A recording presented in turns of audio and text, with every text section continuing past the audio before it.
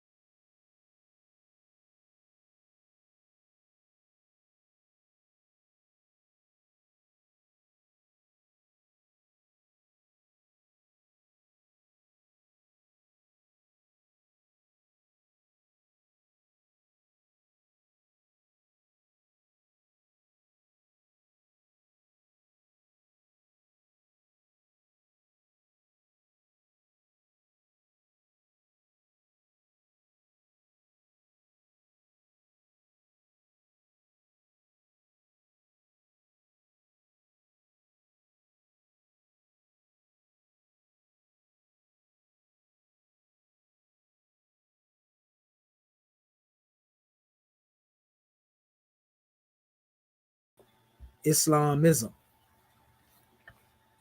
Ya Allah abnu heru makuneteru. Ya Allah abhet heru. Ya Allah ma'at heru.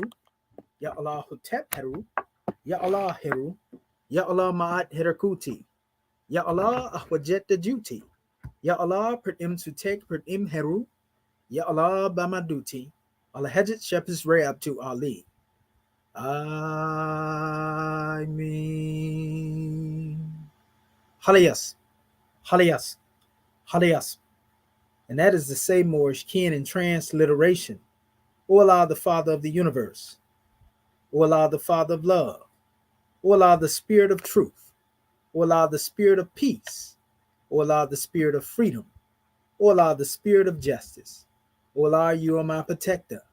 O Allah, you are my guide. O Allah, you are my salvation by night and by day. O Allah, through your holy prophet. O Allah, Drew Ali. Amen. Oliyissa, Oliyissa, Oliyissa. Islam, Moorish kin. And now we come forth before you with the divine constitution of Moorish America. Salvation, our God, unity. The 7 supreme constitutional acts of law. Act 1. The Grand Sheikh and the Chairman of Moorish America empowered to make law and enforce laws with the assistance of the Prophet and the Grand Body of Moorish America. The assistant Grand Sheikh is to assist the Grand Sheikh in all affairs, if he lives according to love, truth, peace, freedom, and justice, and it is known before the citizens of Moorish America. The bylaws. Act 2. All meetings are to be open and closed promptly, according to the Circle 7 in love, truth, peace, freedom, and justice. Friday is our holy day of rest, because on a Friday the first man was formed in flesh.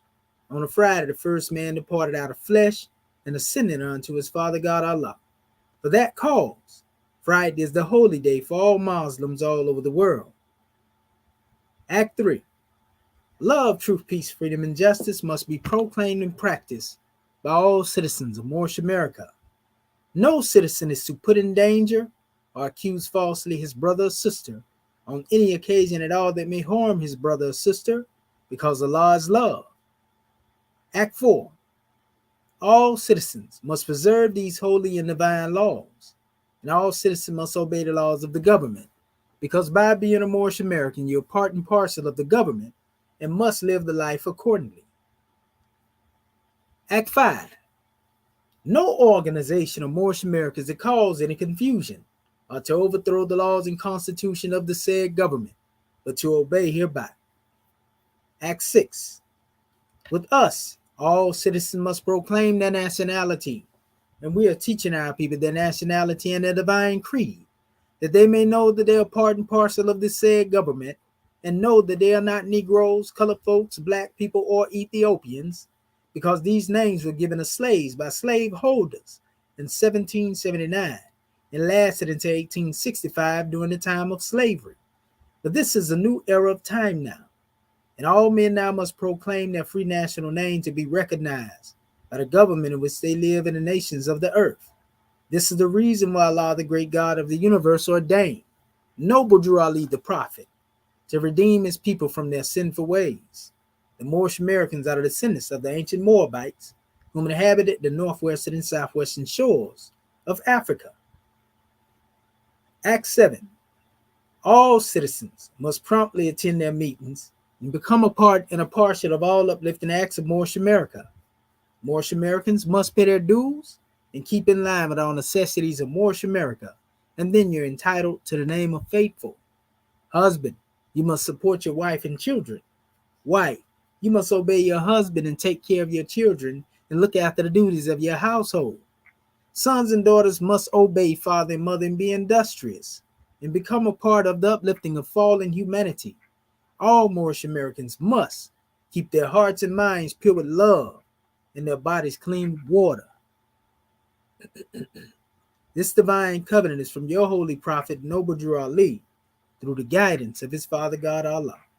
Prophet Noble Drew Ali, peace and blessings be upon him, founding father and framer of the divine constitution and bylaws of Moorish America. And now that this meeting has been opened according to the triune acts, Acts 1, 2, and 3 in love, truth, peace, freedom, and justice, we say Islam, Islam, Islamism. The providence of Allah is ever all his works. He ruleth and directeth with infinite wisdom. He hath instituted laws for the government of the world. He hath wonderfully varied them in all beings, and each by his nature conforming to his will. Shemotepu Moorish King. Islam, Islam, Islam. This is Dr. Hatshepsut Tutkamenei, National Brand Secretary of State. First of all, I want to rise, giving all praises to our Father God Allah, giving honor to our Prophet, Noble Drew Ali, the last prophet in these days.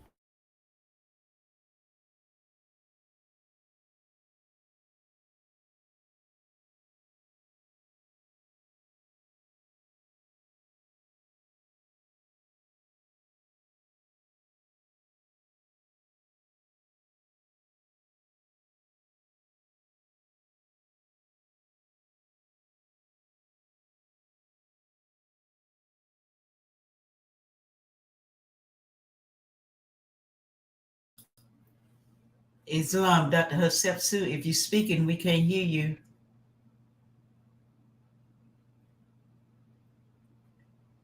Islam Moorish, can you hear me now? I can hear you well now. Gratitude. I'll start again. Chapter 46, Holy Instructions for Thy Children. Consider, thou art a parent, the importance of thy trust. The being thou hast produced, it is thy duty to support. Upon thee also it dependeth whether the child of thy bosom be a blessing or a curse to thyself, a useful or a worthless member to the community. Prepare him early with instruction, and season his mind with the maxims of truth. Watch the bent of his inclinations, set him right in his youth, and let no evil habit with his years. So shall he rise like a cedar on the mountain. His head shall be seen above the trees of the forest.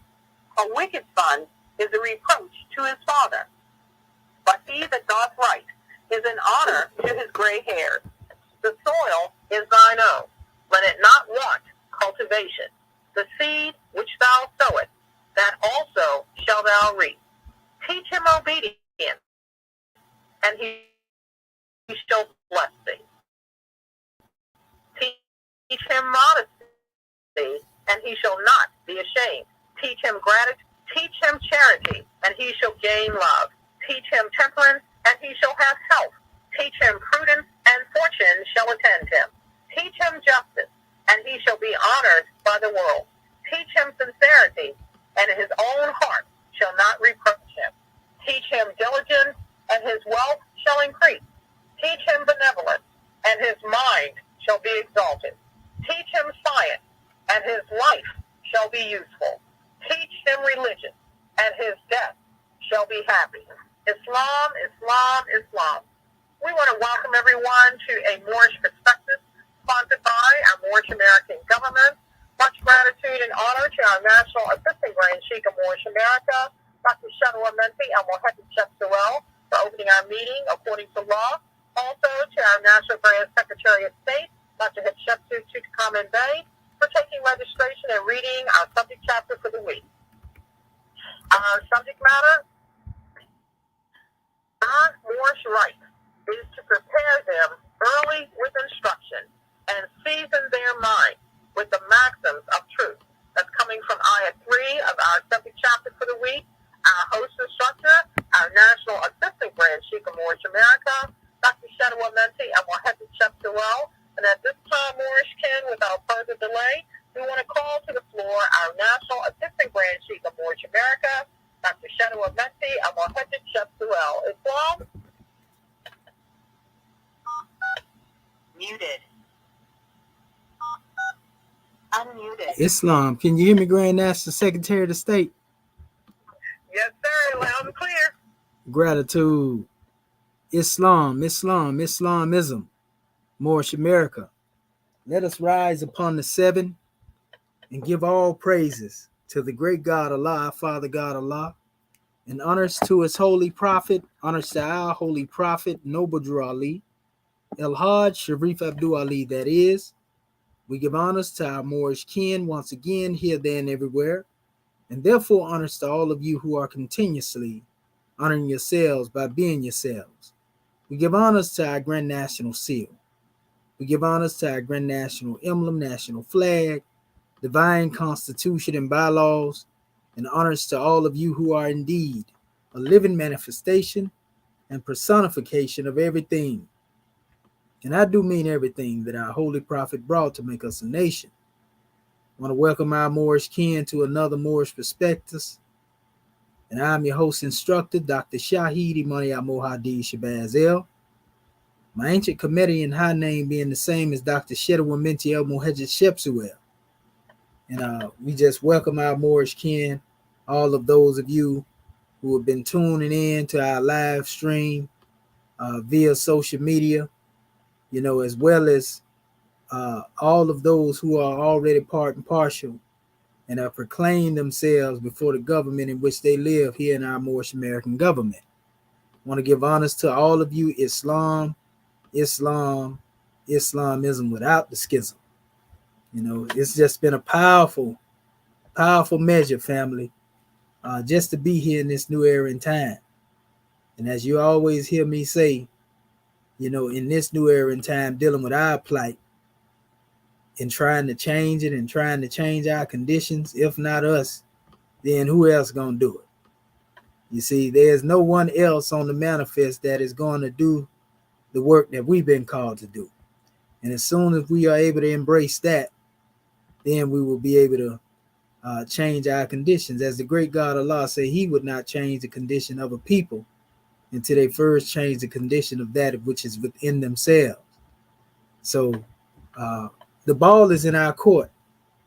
And if the ball is in our court, our chairman always said, in this special way, he say, if you got it, you look good dribbling all between your legs and behind your bike and everything, but what you gonna do? You gonna shoot it or you gonna dribble it?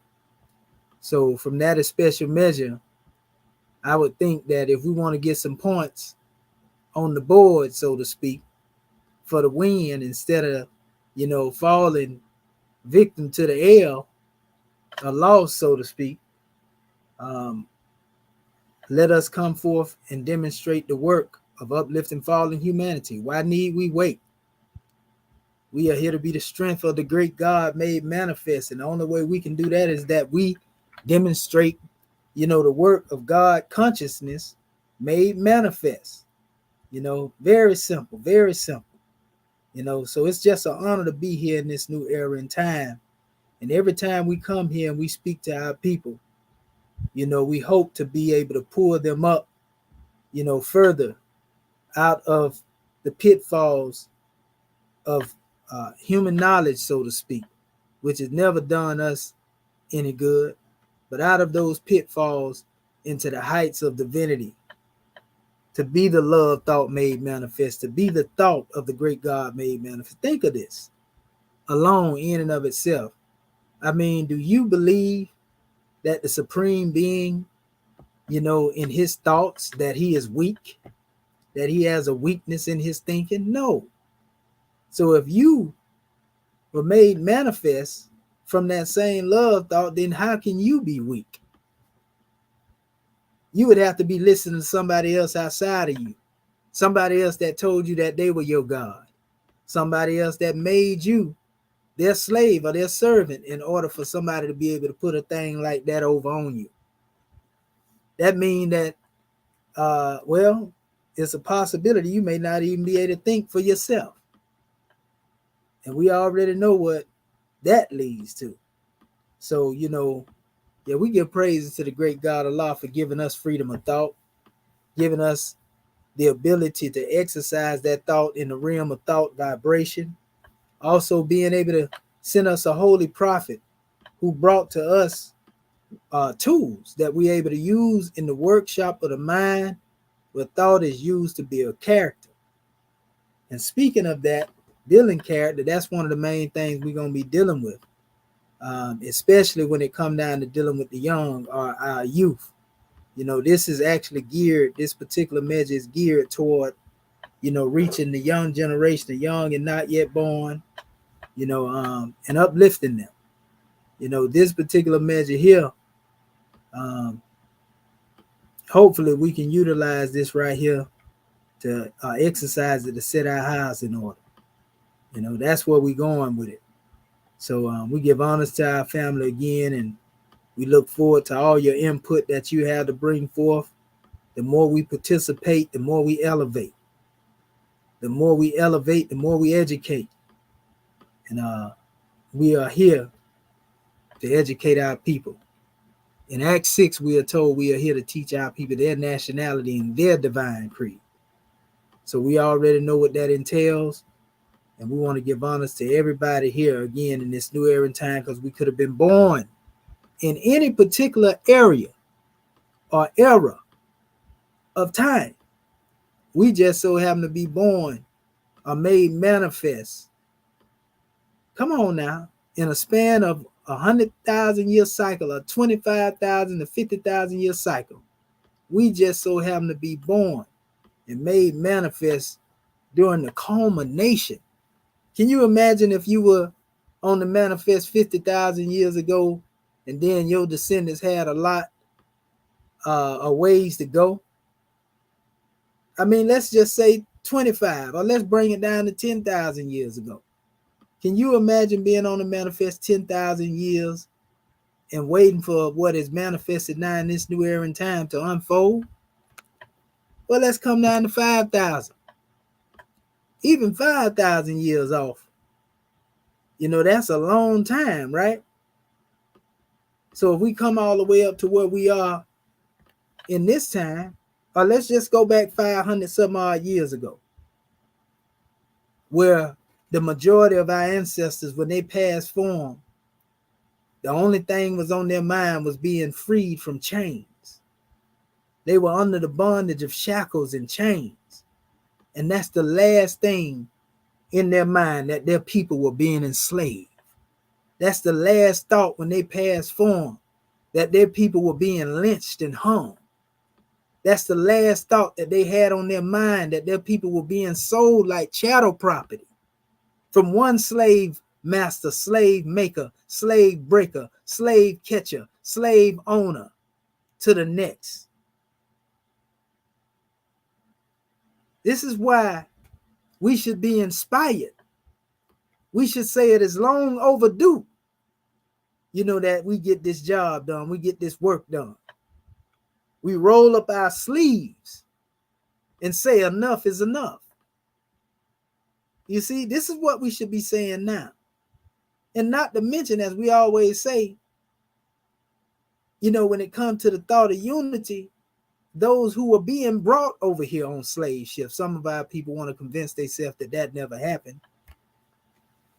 But those who had been brought over here on slave ships, family, the only thought they had on their mind was being free. The only thought they had on their mind was getting up top deck. You see? This is the only thing that was on the mind of our people. They didn't care what tribe you came from. They didn't care whether it was Fulani there or Hosa. They didn't care if it was Yoruba or Nigerian, even though all of those are dealing with the same people. They didn't care, whether you were Congolese or Singalinese or Senegambian. They wasn't thinking about that when they were laying down in their own waste, family. And we don't mean to be graphic, but we got to give it to you as it was. The only thing they had on their mind, you seen the movie Amistad, give me free. Give me free. And they learned that in a short time period, of coming over here. That's the first thing that they learned of the colonizer's tongue. Freedom. See? Because the nature of God is to give freedom to the world. So God, we know, is free if he can give some freedom. European can't give you no freedom. Your preacher can't give you no freedom. Your imam and your worshipful master, and your rabbis and your elders, they can't give you no freedom. Your bishops, your deacons, none of them. They couldn't give you freedom. And still to this day, they can't free themselves. Why? It is because they have not came through rites of passage, which will allow them to enjoy the benefits of freedom. It's that simple. It's not rocket science. You see? So this is why we chose this particular subject title and the subject matter that we chose, that's dealing with our Moorish Holy Quran.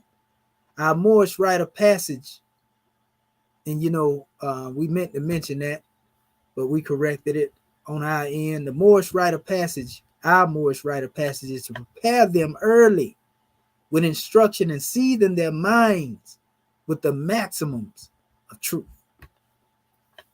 So we first have to understand what the maximums of truth are, because if you have been lied to all your life, if you have been misled, if you have been run amok, led astray, bamboozled, hoodwinked, and had, like the brother Malcolm used to say, if you have had all of these things done to you, you don't know what the truth look like.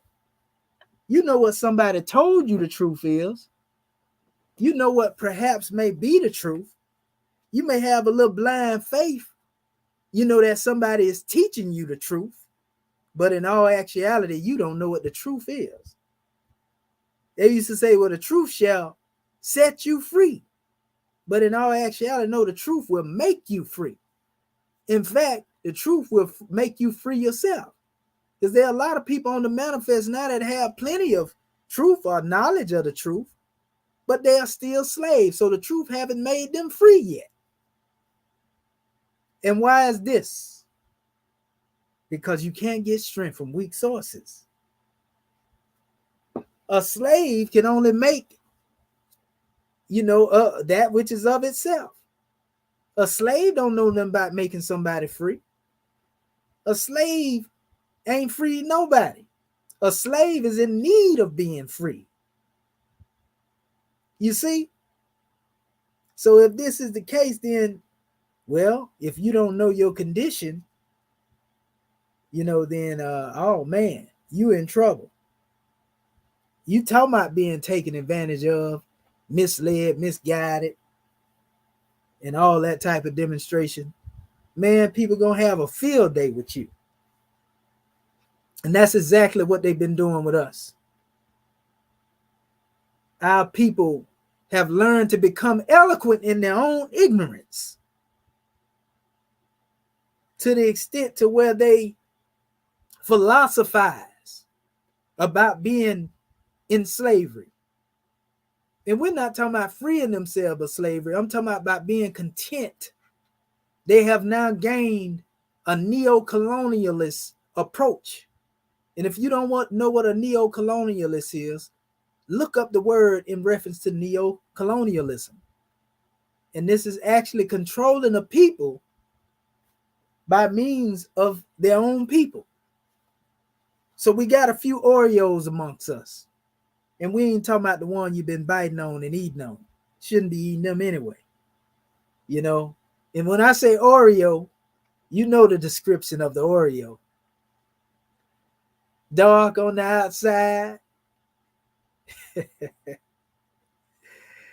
Oh man, and cream filled on the inside, huh? So when you look at that, Moorish kid, that ain't good for your health. No matter how you look at it, whether you look at it by means of consumption or whether you look at it by means of one that is demonstrating that way in their gumption.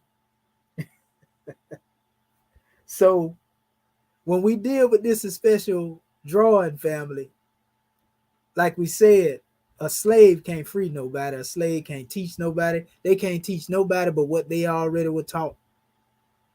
A slave can only teach you how to be a slave. And if they master their slavery enough, they can teach you to be, a better slave. How to survive, to be content, not want to get by. I heard a young unconscious Asiatic say the other day, the problem with us is that we've been spending our lives trying to save so-called black people. So we need to stop it right now. Just stop it. While at the same time trying to make an argument about dating out of the race. We're not a racist people. We don't demonstrate that type of measuring and hatred. But we do know that it is against the law of nature to breed with people that are other than yourself, especially the European, because that's basically an inhumane act because you'll be breeding them out of existence. You see? So it's a favor that the great God Allah, created us as us and them as them. But nevertheless, this right here offends a lot of our people because most of them have a mate that's not so melanated. You see? All we saying is what Abraham said. Please don't take no seed from the wives of the foreigners. Build your own vine and fig tree up instead of worry about somebody else. But that's the new thing. They call it swirling. The swirl agenda is what they call it. You see, and some of our people love them European women.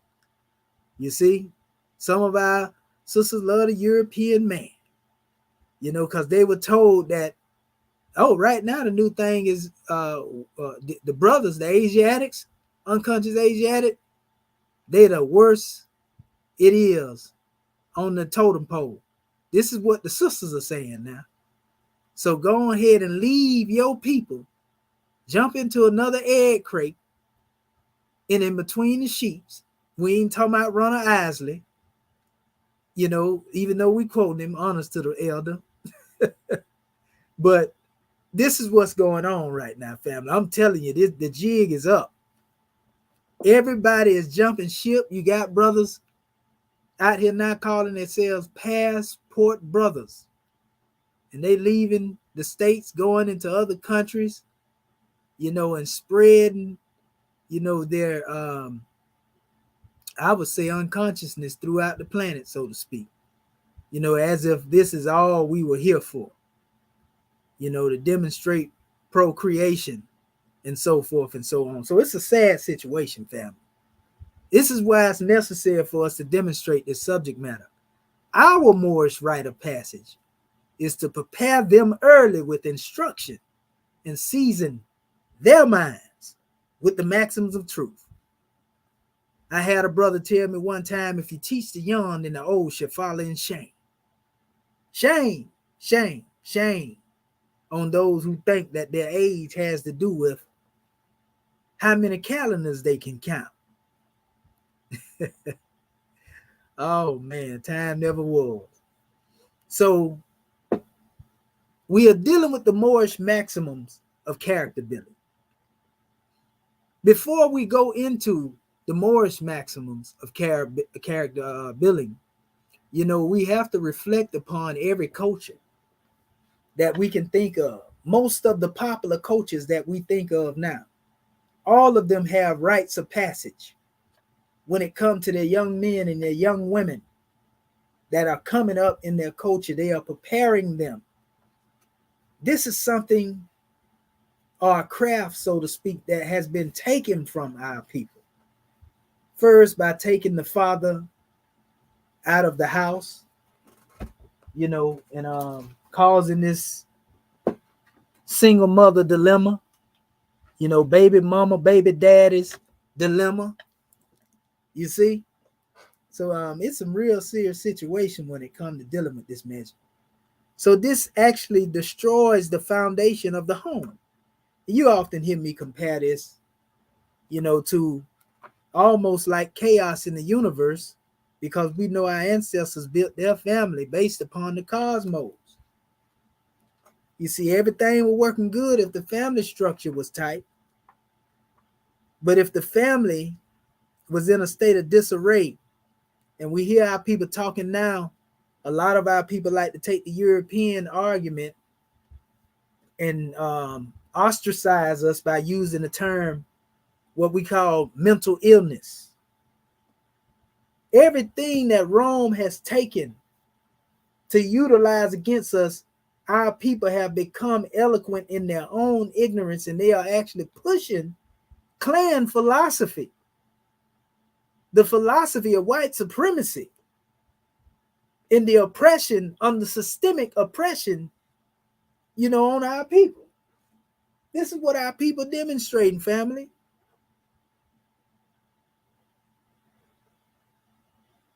A lot of people don't know when you hear somebody say, well, if you don't like it here, then maybe you should go back where you came from. We indigenous to the planet. What do you mean? So we already know that those who are Rome seed, so to speak, if we told them to go back where they came from, they may not be able to survive now because of what they like to call the evolutionary process, and they done had a little sun on them. So if you send them up there in the Arctic somewhere, back where they came from, I mean, what would take place then? You see? But when it comes to us, you can't tell us to go back where we came from, because we indigenous to the planet. But that's clan philosophy. Good try, though. Good try. We're gonna give you a clap for that there. We ain't gonna give you a standing ovation. We'll give you a little clap right there. A seated clap. So anytime you hear somebody say this, that's how you already know, red flag. You should already know whose seed you dealing with. And now, when it comes to dealing with our people, when they go to holler mental slavery, did I say mental slavery? Yep, I meant to say that. That's what they're talking about when they say mental illness. Mental illness is mental slavery. I don't care what type of bachelor's degree that you have. I don't care what type of master's degree that you have. I don't care what type of associate's degree that you thinking because you got them degrees that you smooth selling. You ain't part of the bunch.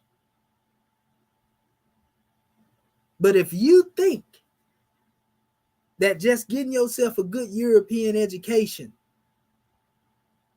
and getting yourself right, becoming a boule, a gatekeeper of your people, if you think that that is enough, and if you liberate yourself, that means everybody free, or if just one of you get in the mayor's office, or don't let nobody get elected into the presidency. If you can just vote your way in there, oh, it happened. And then you get in there and you act worse than the oppressor. Just like Franz Fanon said in The Wretched of the Earth. You become the new oppressor. A neo-colonialist. And thus our people begin to die slowly under self-oppression. It's now got so far out of hand to where you have the boule, or the so-called quote-unquote self-appointed elitists amongst our people. A lot of them are now just using our people like a filthy rag. When you get done with it, throw it away. We're going to use you to get grants for our YMCA. Put our face on it. All the while I'm living high for hog. And we don't even use that terminology. You see? And while your people right there in the same slum, and they can't come out the condition they in. And there are also other programs they have on their own system to act as if everything is all inclusive. And then when you dig beneath the surface, you find that all of these people are scamming our people. All of these people are taking advantage of our people that may be ignorant of the way that this system works. Get their hopes up and make them think, oh yeah, we're going to get y'all some reparations. Oh, we're going to get you a grant. Then you never see the programs that come out of the grant money. You never see the reparations. You've been had again. Somebody else, you've been robbed again. You see, this is a cycle. So we have those who are in a position to claim as if they are educated. They're only in a position or certified to be a slave catcher. You see, they want to be the slave master, but they can only be the slave catcher because Rome ain't going to let you outmaster them when it comes to enslaving us. But nevertheless, some of our people want to be that. And this is mental slavery. It ain't got nothing to do with, you know, all this other stuff they're trying to blame mental slavery on. All that came with the package. Mental slavery is mental illness.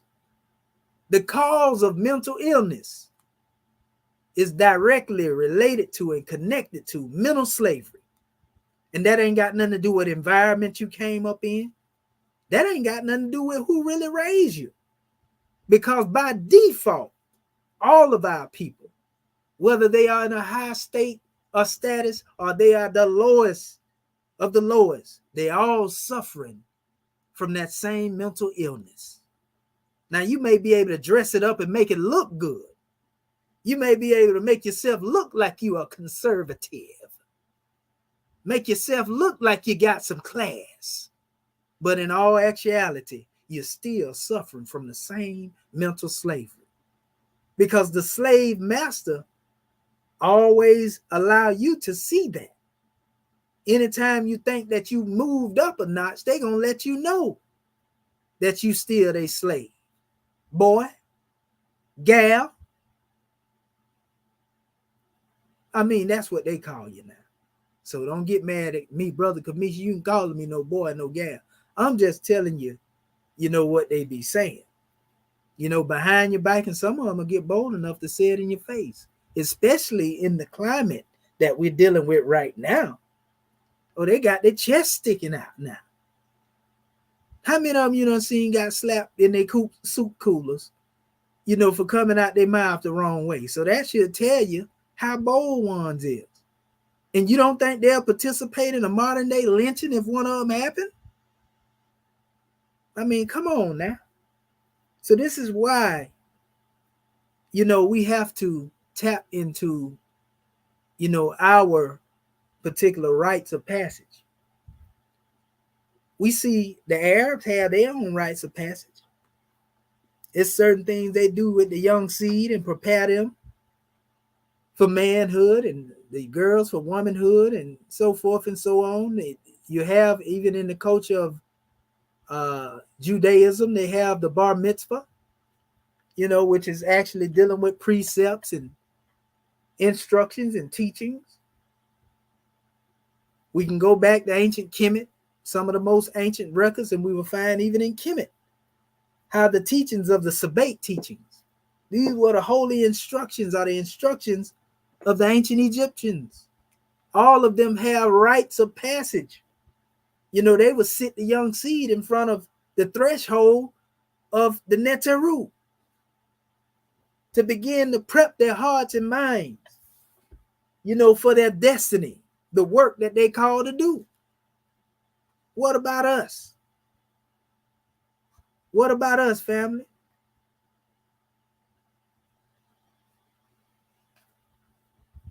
Where are our instructions? We know where they are. I'm just asking the question to our people that don't know. Because we thought that our rites of passage was going through the European school, K through 12. All the while, we have been allowing someone else to educate our seeds, sending them through there, especially when they get around the age of 13 and 12. You're really dealing with the rites of passage then. So this is a powerful demonstration, family. We got a measure right here. I got a work I had brought actually recently. And they do a lot of comparisons, and this is very powerful because, a lot of our people, especially those who think they know something now, you'll hear a lot of them say, man, we need to get away from the Abrahamic faith, Abrahamic religions, all this here, right? This is not from our people, okay, right? But upon investigation, we find that it was our people that these things were revealed through. So what are you talking about? There it is. That's that mental illness again, causing you to hate yourself. And they are basing this upon a pseudo reality, though they like to try to use that term coming at me. It's based upon a pseudo reality of looking at the people that are there in that country right now. I mean, those who are presently in Saudi Arabia, those who are present, today in modern Israel, looking at them in their present phenotype. Our people are so ignorant of this fact to where they will say, well, them ain't our people. Of course, the people that you see on the manifest are mixed breed. They are children. But who was there before they got there? That's what I want to know. Do you honor your mother and your father? We know they don't, because they haven't been given the teaching that we have been given. They don't even know that we their mama and their daddy. I mean, our ancient ancestors, to be exact. But nevertheless, our people ignorantly will assert, based upon the modern history, the modern phenotype of the people, they overlook all of that ancient history that took place prior to that. Anybody that got right sense know good and well that melanated people were in all those lands before what you see now there. I don't care what a European scientist say, because even in their DNA science, it'll tell you that we was the most ancient. But, you know, we ain't got to get into that. But a lot of people will say, well, the people in Africa have their own traditions. You know, they were the Yoruba, you know, and so forth and so on. Most of our people practice Yoruba. And I'm glad a lot of them say that. I have a text in front of me right now, and it's actually the handbook of Yoruba's religious concepts. And this is actually being taught by the brother Baba Ifakarde, or Karade, pardon self. This brother, you know, teaching the Igbo teaching, and I want to say this brother also have African roots. But what I will say is, in this book, for those who like to always get upset and get mad when they hear us quoting from Bible or quoting from Quran, this brother is actually quoting Bible and Quran and Kemet at the same time. And I want to give you some measures out of this drawing. You know, he shows the path through which the teaching came, and then he gives you the breakdown of it. And he compares a lot of these things. And that's another thing. Like, you have people, man, they didn't teach nothing about no tree of life. You know, all that come from India. They didn't teach nothing about no chakra systems and, you know, all that right there. They go to Holland, right? But if you go in Kemet, these things existed there before India come on to manifest. And also in this Yoruba book here, the brother's demonstrating, you know, self-healing through the chakras and all of that. So I guess he's pseudo too, since he teaching as a Yoruba and he teaching that, right? Y'all better stop listening to these people, because that's mental illness to hear people talk that madness when you hear people saying that type of stuff. You see? But I'm going to give you some quotes here in reference to dealing with the maxims that they pointed out in this particular work. And it says, Erosan Meji, right? This is the path. Ifa, right? So according to the teachings of Ifa, seek the place of honor, respect, and accomplishment in this world, for you will become a revered ancestor, right?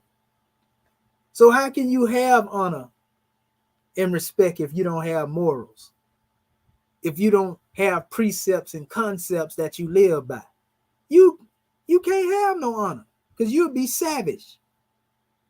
You see, and we already know what comes with the savage life. You see? The next one is dealing with the Hosea. You hear me talking about this, and they actually speaking of ancient Egypt as well. It says every person teaches as they act. So your greatest teaching comes from your actions, family. That's why we were given 7 acts when it comes to the Moorish paradigm, and wisdom instructions are there. In ancient Kemet, they call them the Sabate teachings. You see, and we're going to get into that in a minute as well. Soon as I read this portion, I'm going to touch on it too. But it says, every person teaches as they act. They will speak to the children so that they will speak to their children. Each person will set an example and not give offense. Tahotep, follow the footsteps of your ancestors, for the mind is trained through knowledge. Behold their words endure in books. Pour libations for your father and mother, who rest in the valley of the dead, and God will witness your action and accept it. As you do for your parents, your children will do for you also. So if we have not set that example of giving our seeds a rite of passage, then this is the very reason why that little instruction and that little teaching that done been passed down, you know, shade tree teaching, no disrespect to the ancestors that came before, but they did what they could. But they didn't have a real foundation to begin to teach the people the maximums of character building. Why is it necessary to build a character? Because we are here to build a temple of perfected man. So you must be instructed. We have been given many instruction manuals, whether it be from ancient Kemet or other cultures throughout the world. But yet, how successful have we become in this new era in time? If those teachings made the people successful during that time, then they should still have the same potency to make the people successful in this time. The teaching doesn't lose saving power because of time. Time brings about more abilities to basically become masters or come up with new ways of doing it. Time doesn't rule out the possibility of the truth being the truth. The truth is the same as it was then as it is here. That's if it is really the truth. Because the truth is the only thing that changes not. It is us, it is we who change. You see? And once we understand that, what was good for our ancestors should be good for us now. If they was able to take that knowledge and we living in this new time, we supposed to be so advanced, then the knowledge should advance with the evolution of the people. But something happened. Something stopped us from being able to move forward. There was an obstruction that took place when it come to being able to grow as a people. And it had to do with us giving our power over to the slave master. So we got in this state of mind where we developed a welfare recipient mentality. Even though you may come from a rich home, you still depend on massa. Even though you come from a poor condition, you still depending on massa. So massa don't care whether you're rich or poor, you're still a nigga in his eyes. Nigga. That's my disclaimer, not the other word. Islamism. So it went on, and it has another measure here, spoke on another path. And it was saying, this is Orin Meji, Ifa, which is to be told and to like it, to be given advice and to accept it, to take advice in order to know what the world is like. See, most of our people don't like what they hear. Most of our people don't like for you to tell them the truth. So you can give them the truth. They can ask you for it. They can come to you and you give them the answer that they don't feel is suitable to their ears. And automatically they're going to do what they want to do anyway. So why did you ask me, sir or ma'am, if you didn't intend to follow the instruction that you was asking me for? That's mental illness. That's a sign of mental illness right there. Oh, it hurts so bad. Oh, please help me. And then you help them. And then next thing you know, I didn't need no help anyway. Do that make any sense? Because that's basically what our people been demonstrating. So it goes on and it gives a biblical comparison. Here's a brother that's Afrocentric. He quoting the Bible. So should we condemn this whole book from this Yoruba brother as, pseudo? Because he quoting the Bible in here? That's how ignorant some of our people think. Whatever made our people good or made it, great for our people to unfold and help them change their condition and made them better than what they was, we salute that. We don't salute the slave master interpretation of it and the way that they brought things on the manifest, but we're talking about how we had to come through what we came through. It says biblical. And this is corresponding with the statement we just made. It says, hear counsel and receive instruction that thou mayest be wise in the latter end. Proverbs 19:20. So that's corresponding with the Ephah teaching, to be told and to like it, to be given advice to accept it, to take advice in order to know what the world is like. Same thing. Then it has an African proverb coming up under those, which states, give them advice and counsel them. If they do not learn, let adversity teach them. All of these things are saying the same thing, but in different ways. You see? So what's the problem? And why they are being said the same thing but different way? Because it was the same people. I'm talking about the original people that the Bible, as in its Torah form, was revealed to. We already know they were melanated. The people, when it come down to dealing with the Quran and who it was revealed to, we already know that Muhammad was taught by the Cushites. He was among the Sabi'un Hunafa. So go figure. And the same thing can be said about even when we go into the teachings of the Dhammapada, the Pali Canon, the teachings of India. You don't know who the untouchables are. You don't know who the Dravidians are. You don't know who the Cushitic people of that particular land are. We indigenous to the planet. So what's the problem? Our people too worried about who bringing the message as opposed to using the message. Because most of those who don't want to accept the message, these are those whose whole life is tore up. Their lives are in shambles. They have become eloquent enough in their own ignorance to scam you and have you turn against your own higher self. Because a slave can only teach a slave to be a slave. A slave can't teach a free person how to be free.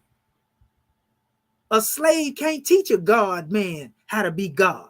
It takes a God man to teach a God man how to be a God man. You see?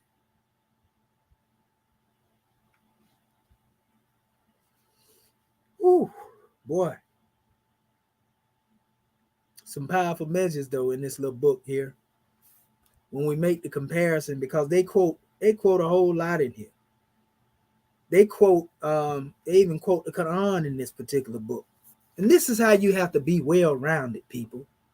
You don't have to hate somebody else's way of life in order for you to promote yours.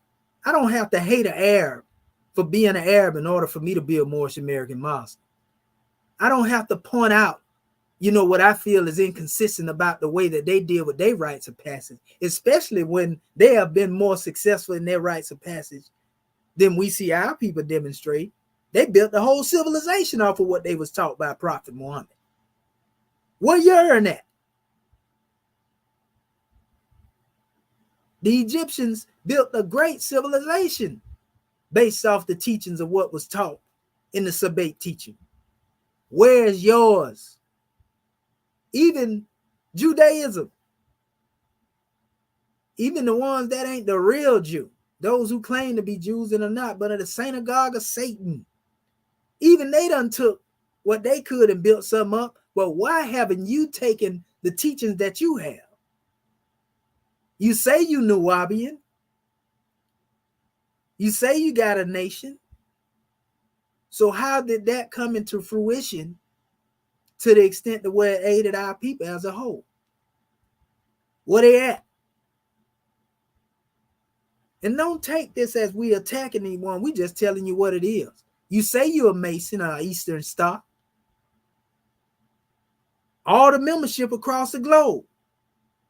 But where's your rite of passage that has allowed you to build a civilization?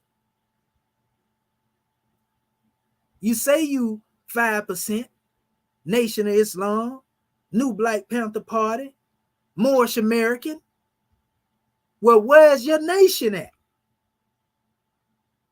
How have you been able to build a civilization based upon the information and the knowledge that you have had in your possession to date? Answer that question since you know so much.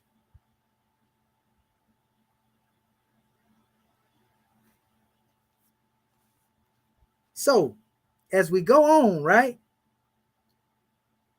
It was a drawing where they were speaking on the 16 major Odus in the Odu and their correspond religious paths.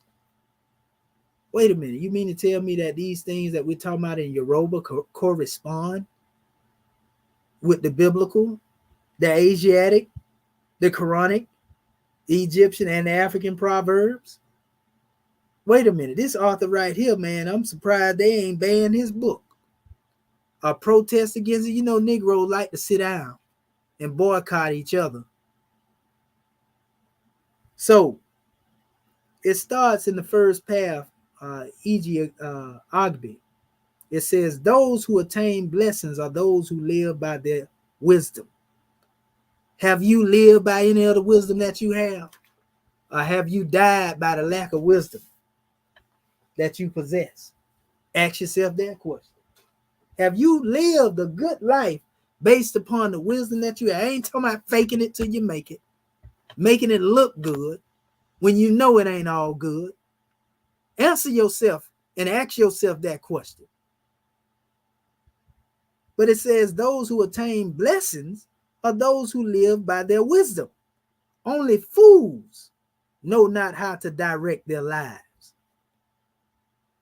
Oh, man. That's why we always had a slave master directing and dictating our lives for us, huh? It says, if we do not bear suffering that will fill a basket, we will not receive the blessings that will fill a cup. It says, act not in heat nor haste, for you may miss the good things that come in the evening of life. Right? These are all different, precepts and maxims being demonstrated here from the Ephah standpoint, right? People like to get into this religious game banging and, go to trying to put this information against each other, but they just saying the same thing. He just saying it from this perspective. He saying it from that perspective. They saying it from that perspective in different ways. So what's the problem? I ain't got no problem with it. I can care less what pathway you choose. Does it teach you to unite with your people? Does it teach you to stand in defense of your people? Does it teach you self-determination? That's what I want to know. You can be a Pan-African and still be a slave. You can be in any one of them different ways of life that I named previously, and you still a slave with all the money in your pocket, bank account on full, overkill, and you still a slave. You can still be a slave. And the crazy part, you don't even know you're a slave. You so elated in acting like Rome, imitating your slave master, to where you don't even know that he still got that noose around you. Did I say chain around your neck? So anyway, the biblical correspondence to what I just read, it says this. It says the integrity of the upright shall guide them, but the perverseness of the transgressors shall destroy them. Saying the same thing, just in a different way. So what's the problem? If that makes one think on a higher level of vibration, they both gonna get to the same destination, because both of these things being said, though differently in their sound, they're actually saying the same thing. Here's another that says, from the Asian path, the superior person is quiet and calm, awaiting appointments of heaven. The common person walks in dangerous paths, looking for lucky occurrences. The doctrine of the mean. So you mean to tell me you're going to spend all your life looking for a jackpot situation? Are you going to gamble all your life? You going to live your whole life thinking you're going to hit the lottery sooner or later? Do you base your soul? Man, goodness gracious. What profits a man if he gain the world but lose his soul? But it says, also in the Quran, it quotes Quran, it says, "O my son, establish regular prayer and enjoin what is just and forbid what is wrong, and bear with patient constancy whatever beside thee, for this is firmness of purpose in the conduct of affairs." So this is a brother, a Yoruba brother. He's quoting it all. He's showing you that he don't discriminate against these books, even though he's following an African tradition. And it is possible to follow a completely African tradition and still honor these books. We ain't talking about somebody else's translation of the book or remix of the book. We're not talking about that. We're talking about the original book that come from our ancestors, because all of them do. Following that, we have the Hosa again, and it says, those who are blameless, it says, ancient Egypt, those who are blameless in matters of conduct, no words can prevail against them. And those who are self-mastered, the harsh are kinder to them than their own mothers. And all people become their servants. Let your name go forth, then while you yourself are silent, and you will be recognized and respected. See, they don't respect your brother Kamisha, or as they like to call me, brother Shaheed, in the aspects of wanting to. They respect it because they got to respect the fact that they can't go in opposition to what the truth is when you put it on the manifest, especially when you're backed by sources. They can act like, oh, that source ain't this or that source ain't that. But the general opinion of men, I keep telling them, never alter the nature of truth. That's just you don't accept something. Just because you choose not to accept something don't make it wrong. You just choose to not agree with it. But if you think that make the world wrong, or make a consensus of scholars wrong because you disagree with it, that's another sign of mental illness that you're suffering from. Or did I say mental slavery? It also had an African proverb in the same category that says, the heart of the wise lay quiet like peaceful waters. And this is coming from the Cameroon. I mean, it goes on and on and on, family. With these different maxims that they are given in this particular work, and they have them set up, almost like the tree of life in certain concepts. You can see a lot of this also. They was drawn from the I Ching. Here's another one right here. One must, and this is dealing with Ifa. One must come to realize that stubbornness is not beneficial, and that the truth regarding oneself must be listened to. Do not be overly influenced by your self-defensive ego. And a lot of our people got that. Problems in life are caused by negligence of oneself. So everything that you suffer from, everything that you're going through, you don't go through these things because somebody else doing something to you. You're going through what you're going through because of that self-defensive ego. When you should have a self-accusing spirit instead of being on self-defense all the time. It's so bad to where we can get up here and give a measure like this and be trying to bring our people together in unity, and that self-defensive ego kick in, and now they think you talking about them. You may not even know them, but you cut them so hard with that scimitar truth to where they had to say something and let them know, let the people know that they are vehemently in opposition to what you're saying. It's because you hit them with that truth stick. You see, you hit them across the head and you woke them up, and they don't want to be woke. They want to be asleep. They don't want to be saved. They don't want to be redeemed from the condition that they found in. We ain't talking about no holy water. We ain't talking about slam dunking nobody's head behind no altar.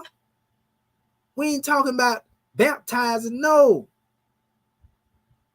Our people love slavery. Many of them do. PhD, bachelors, all of them. Don't matter what degree they got. It's still some people that love slavery, and that is mental illness, people. Mental illness, again, is mental slavery. So we don't want to hear nobody talking about mental illness no more until you start talking about mental slavery. Because Prophet Noble Drew Ali said that's the worst form of slavery that our people are suffering from. Mental slavery. Marcus Mosai Garvey L., the beloved harbinger, he said the same thing. He talked about that mental slavery as well. So it goes on. The biblical version, he said, in comparison to this Ephi principle, want to give honors to this Yoruba brother for this measure, because I got some Yoruba, in my DNA chart as well. Matter of fact, when you talk about the host in the Fulani, then you have your Yoruba, all of them come through the Nigerian bloodline. But anyway, it says every way of a man's right is his own eyes, but the Lord pondereth the hearts. So you think you right when it come to everything that you doing. When it come to you basically doing whatever you do, you feel like you right, you justified in doing it. But the Most High know what's in the heart. We ain't talking about no spook outside of man when we say Most High. We talking about your higher self, your higher state of consciousness. Your higher self of consciousness knows the true you. It knows you. Your self-defensive ego or the lower self know you too. So it's up to you as to whether you're going to be the one that steer your own bark, so to speak, or you allow somebody else to lead you on with a carrot on a string. So again, here's another principle. We have the Ephi principle, the biblical, and we have the Asian path. Again, in archery, we have something of superior person. When the archer misses the center of the target, he turns around and seeks the cause of his failure in himself. Because he the one pulled that string on that bow. He can't turn around and say somebody else made him miss it. Praise be to the great God Allah. I remember we got a historical site up here, deal with actually where the Moors had went. Right here in my city, San Marco. And you can go up there and they had a little place. They were talking about the Native Americans and how they did what they did. So I went out there one day, me and the God woman, my wife, and it like took me to the bow in the arrow. They were like, all right, let's see how well you are when it comes to killing game. And on the great God Allah, as soon as I got it, I pulled the string, I hit a bullseye, dead center, right? They were like, oh my gosh. They say, well, you most definitely would have brought game home today. And this was just my first time ever, experiencing something like that. But I shot a bullseye, in that area. And they had a couple of more things around us, certain things they was building with and all of that, family. But nevertheless, they left some culture behind. What did we leave behind as culture? They got some of the same stuff up that has to do with the fort that they were shooting out of and going to war over the land, over, all that old type of stuff. It's a lot of spots like that around here. There's a lot of Indian mines. There's some Indian mines right like 3 miles up from me, in the area where I'm at here as well. But anyway, it mentioned in another path, which is going back to the Egyptian path, it says, guard against words and deeds, deception, against words that are not true. Destroy the desire to do and speak evil within you, for the evil person have no rest. And they quote Ani. So all of these books, family, no matter of them coming from different areas, the principles in essence are still the same. So here you have a bunch of atheistic nutshells, running around here telling you don't accept God, don't accept the supreme reality. They're telling you not to believe in yourself, by the way. Now, can you imagine somebody tell you don't believe in yourself? You gonna let somebody tell you, you really gonna let somebody do that? Because they gotta be ignorant, even though they may be eloquent in the ignorance. Sound real good. They even admitted a well put together lie overthrow a disorganized truth on any day. Brag and boast about it being a lie. And people eat it up. They don't even eat it up on a cracker. Goodness gracious. I mean, it goes on in this particular work. They have a lot of, drawings in here that deal with a lot of principles and maxims of truth, family. That's what it is. It ain't really a whole books. It's the little principles that matter the most. So every culture has rites of passage. What happened to ours? What happened to our rites of passage?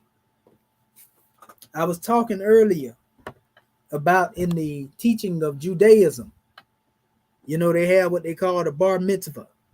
And I want to give you some definition. This is actually coming from Strong's Expanded Dictionary of Biblical Words, the Hebrew and Aramaic dictionary, right?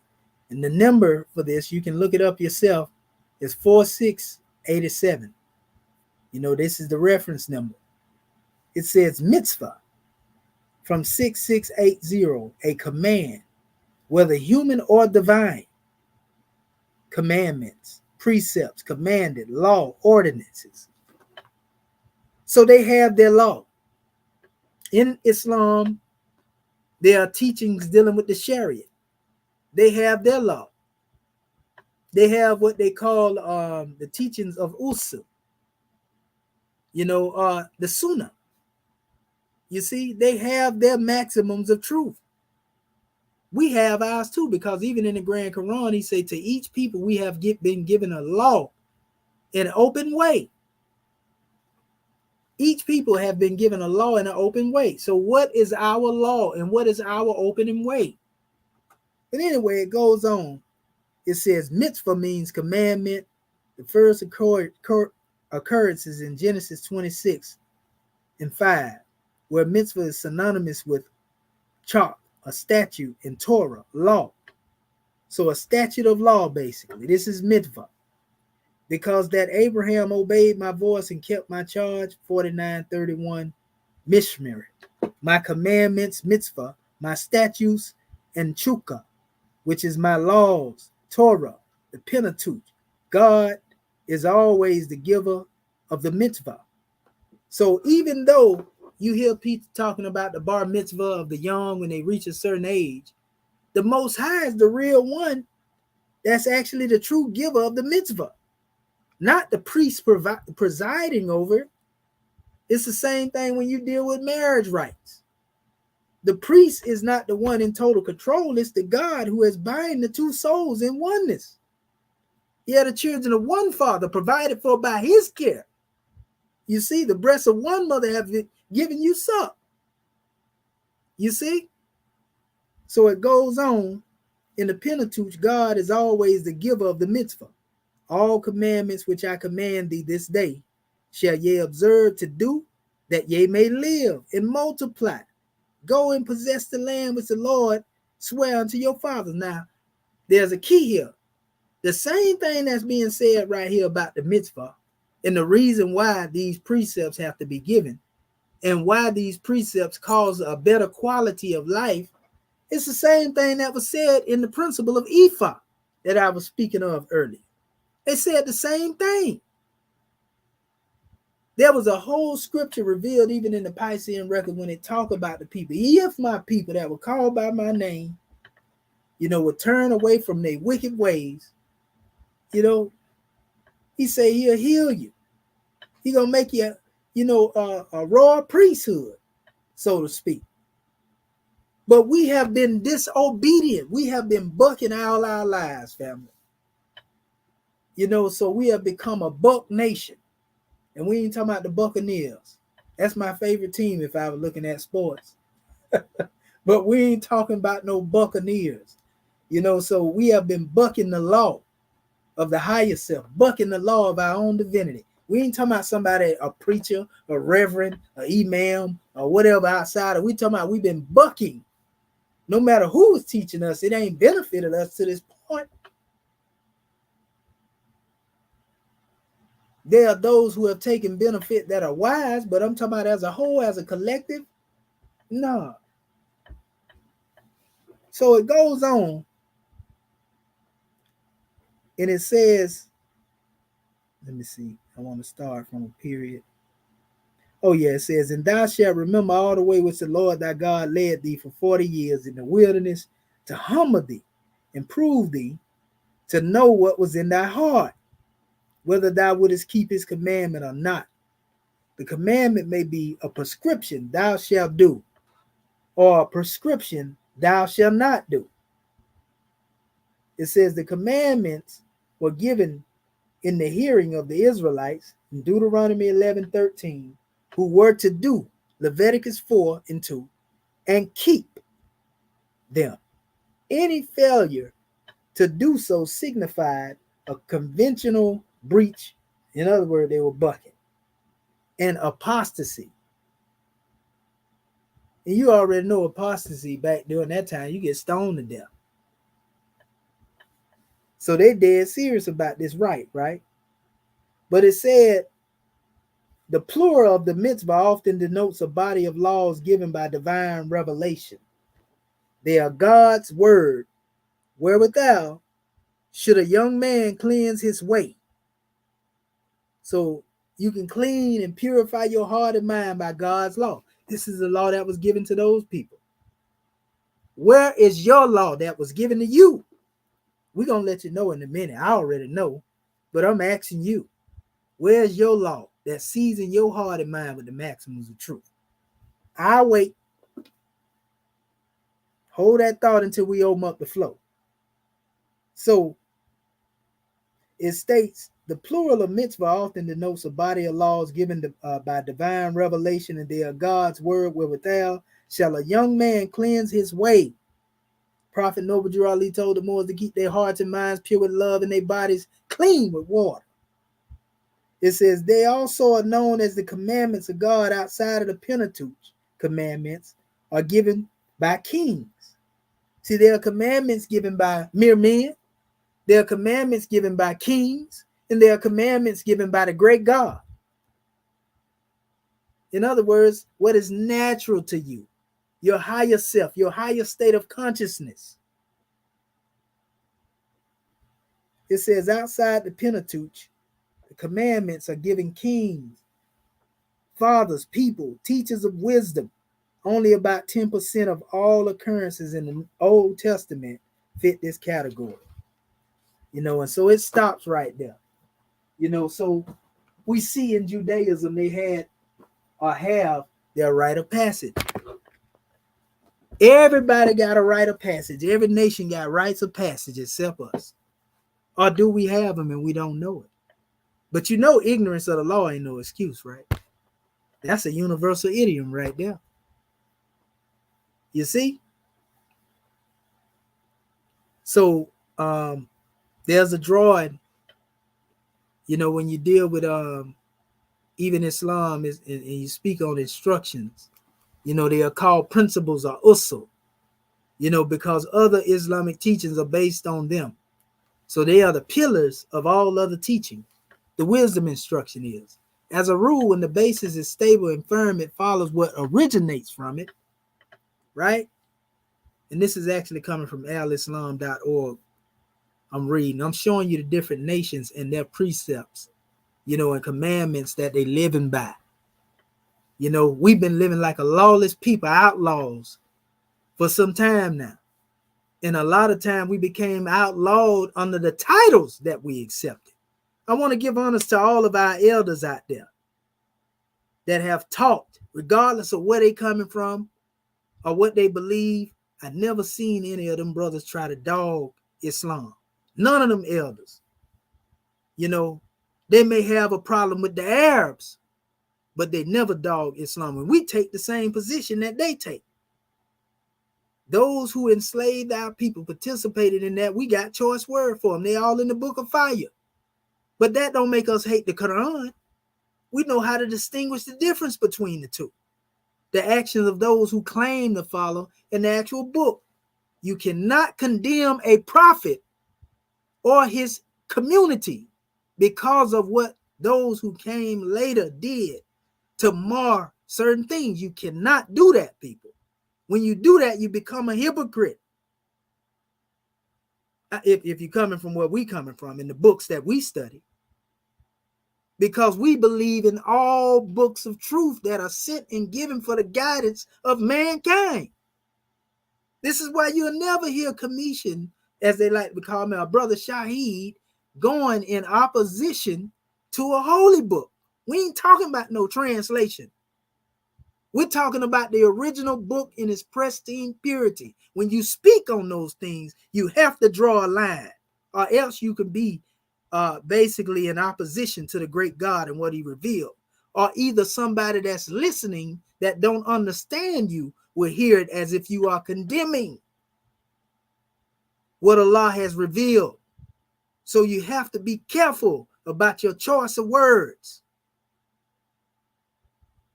Ain't none of that got nothing to do with protecting no Arabs or trying to make the Arabs look good. This is all about trying to keep you in the bounds of righteousness. A friend will warn you. I don't want to see divine wrath come down on you for bucking. You see? So it says, in this same site, it says, in consequence, whoever follows the correct religious principles, it is hoped that he will attain salvation. It says, on the other hand, he who adheres to incorrect religious principles, his secondary religious beliefs, because that's what they are, and prayers will be useless. However, much he may perform worships day and night, the most sacred places. Then they speaking on ethics. We have a measure where we're dealing with the ethics of Islam right now. The ethics which reflect the mental and the psychological qualities of human beings, such as good-naturedness and forbearance and generosity, etc. Some people think you ain't being generous to them when you tell them the truth, because they want you to lie to them. They rather you lie to them than tell the truth, family, because the truth hurts. I know it hurts to know that you've been misled. It hurts to know that somebody has deceived you. But don't get mad and try to kill the messenger, because even if you did, you can't kill the message. Like the brother Fred Hampton used to say, you can kill a revolutionary, but you can't kill the revolution. And revolution simply means life.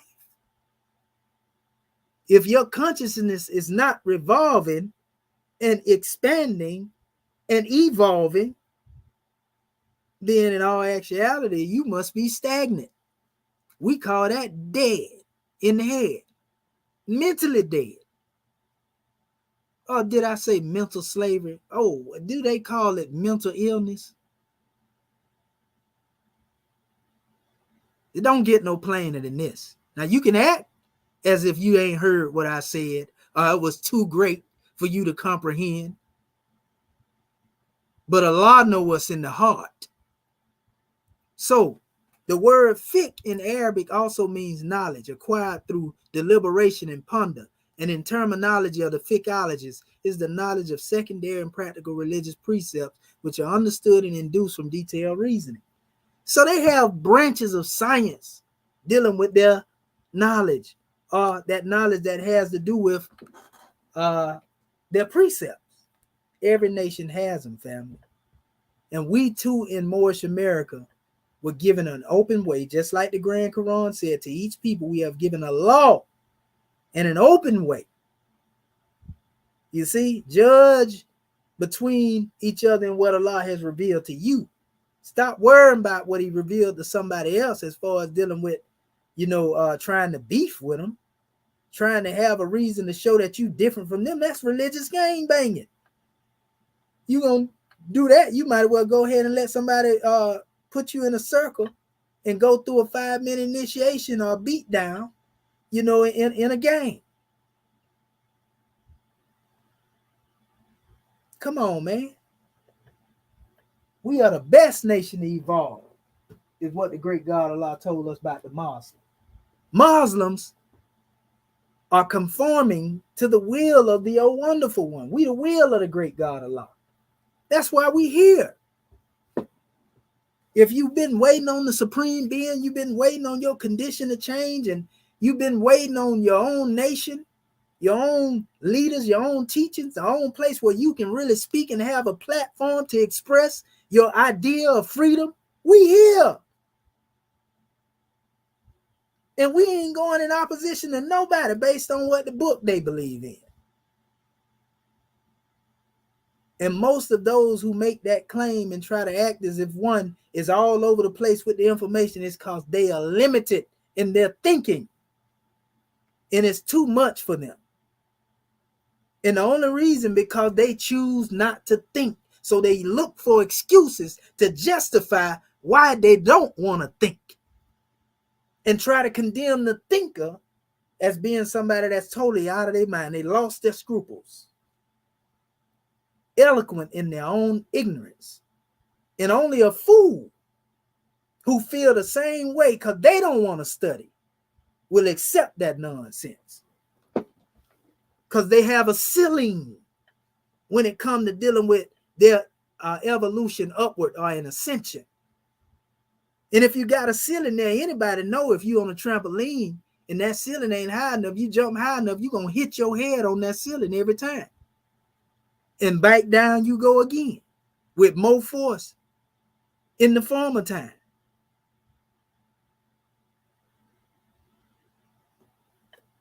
Gods don't have limitation, and nor do they compete and go back and forth with slaves. So that's why when we go to our maxims of truth, we're going to open up the flow. You know, our maxims of truth, when we go into our Moorish Holy Quran, chapter 46, you know, this is why, family, we are told right there. He said, you know, if you go back through the chapter, consider thou art a parent, the importance of thy trust, the being thou hast produced, it is thy duty to support, not nobody else's yard. And once they done got so grown to where they feel like they can't be taught no more, well, all right, now it's time for you to go out there and support your own self. We got a lot of our people that they too grown to learn right now.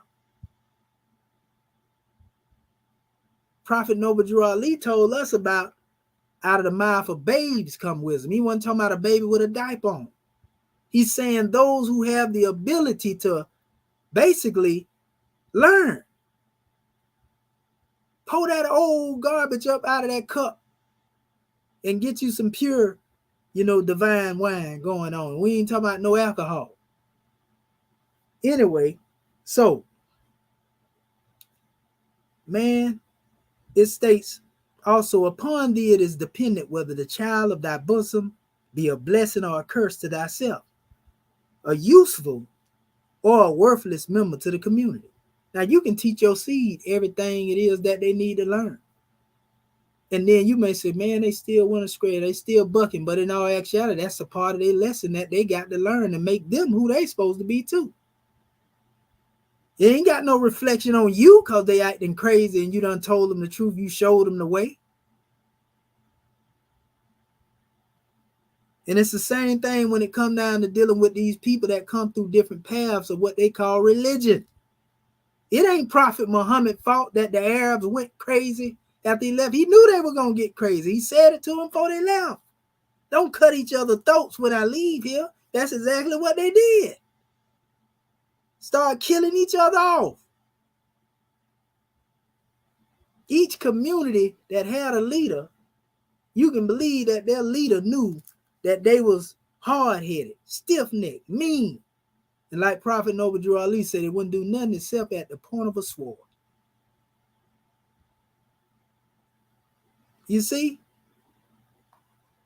So it goes on, it says, and this is touching our ayat, prepare him early. We said them early with instruction. We mean all of the young and not yet born, the third and fourth generation, and season their minds with the maxims of truth.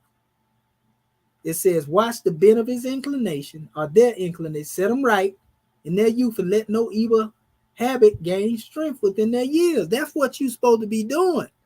You're a chief protector by default. So it says, so shall he rise like the cedar, a cedar on the mountains. His head shall be seen above the trees of the forest. All that is very eloquently and poetically spoken. It says, a wicked son is a reproach to his father, but he that doeth right is an honor to his gray hairs. Because you know that one going to pick up the banner. That one going to pick up where you left off at. Your legacy don't die with you. That's the worst form of death that we can die. That's why I say honor your mother and your father that your days may be long upon the land. That's a universal principle. In Ifa, the Quran, the Bible, Kemet, everywhere tell you to honor your mother and your father. In the case of we teach, mother and father represent your nationality and your divine creed. Your nationality represents your father because it has to do with the lineage and the seed he planted. Your divine creed has to do with your mother because she is the one who teaches you from the womb. But she taught you in the womb, in the sacred grove, before you even came into this physical manifest. We call it the order of Melchizedek, those who know better. Because there he met Abraham when he was still yet within the loins of his father. So this is saying that you have it in you. It is impressed in you before you come into the flesh. It's a part of your mitochondrial makeup. Or should I say mitochondria? Huh? It's just in you to be what's in you if you want to be God. So anyway, closing out, listen to what it says, and it makes emphasis. These are Sabbatic teachings of the Moors. These are the Moorish maxims of character building. If you're going to build a temple of perfected man, you got to build a character. So it says, the soil is thine own. Let it not want cultivation. The seed which thou sowest, that also shall thou reap.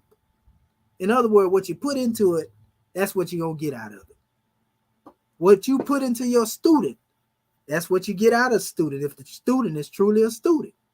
What you put in your seed, your sons and your daughters, that's what you're going to get out of them if you put it in them. But again, we had not had rites of passages. We lost this through slavery. Europeans still got their rites of passage. Past the totem pole of white supremacy on down to descendants that come after them. And keep it going. That's why they get them a dog when they're young, so they learn how to command, But again, it says, teach him obedience, and he shall bless thee. Teach him modesty, and he shall not be ashamed. Teach him gratitude, and he shall receive benefits. Teach him charity, and he shall gain love. Teach him temperance, and he shall have health. Teach him prudence, and fortune shall attend him. Teach him justice, and he shall be honored by the world. Teach him sincerity, and his own heart shall not reproach him. Teach him diligence, and his wealth shall increase. Teach him benevolence, and his mind shall be exalted. Teach him science, and his life shall be useful. Teach him religion, and his death shall be happy. And the only place you can learn them things right now is in the Moorish American government. That's what we're teaching. We're teaching all our people that and then some. That's the 12-step ladder that we climb. So it's just a powerful measure, family. We want to say gratitude to our family showing up. All of those who have pulled up. Brother Andre Renard of Maxim Bay, Jeff Billingsley, Facebook user, Islam to your family. Who else it is? Brother Funkris Bay, Yakub, El Hamid, Gamma Bay. We give honors to you. TX Price, honors to your family. Charles Royale, Mary Buntus, honors to you. Sphinx Son, all of y'all, honors to you. You're welcome here. In fact, we're going to drop this link in here just in case somebody want to come in and give their input. All are welcome here. We don't shut nobody down. Long as ones are respectable, all the well. You ain't got to agree with everything we say. We just say speak in intelligent tone. So at this time, what we're going to do, we're going to open up the floor, for our family, whether they're on the conference call or they're right here within the sound of my voice on this panel. So *6 your phone, family, and if you want to come in, those in the audience, the link is there. You're welcome to come forth as well. All right, Islam, *6 your phone, Moors, and be mindful that it's other people that need to speak. Islam. Islam. Islam Moore. This is Dr. Shabakman Bay calling out of the Michigan consulate. And I'd like to praise Allah, and I'd like to give highest honors to His Prophet Noble Drew Ali. I'd like to give highest honors to our flag, to our symbols, and our emblem. I also like to give highest honors to Act One. I'd like to give honors to you tonight for this very enlightening class, and I also like to give honors to the secretaries, the muftis, and the well wishers and supporters. I was just going by some of the certain things that you were saying. I tried to write them down, and I wanted to say, as far as this thing about genocide, and when you speak about genocide, if you if you are trying to go outside of the race, to seek freedom, it ain't gonna work. Prophet Noble Drew Ali told us. He said that uh, your biggest problem is getting with a European woman. And then he told us, he said, the end of time is uh, your biggest problem is going to be beating them up off of you. And that's some of the things that you said tonight. We could see this taking place in many different forms. And I wanted to say that anytime you serve something outside of yourself, you become enslaved to it.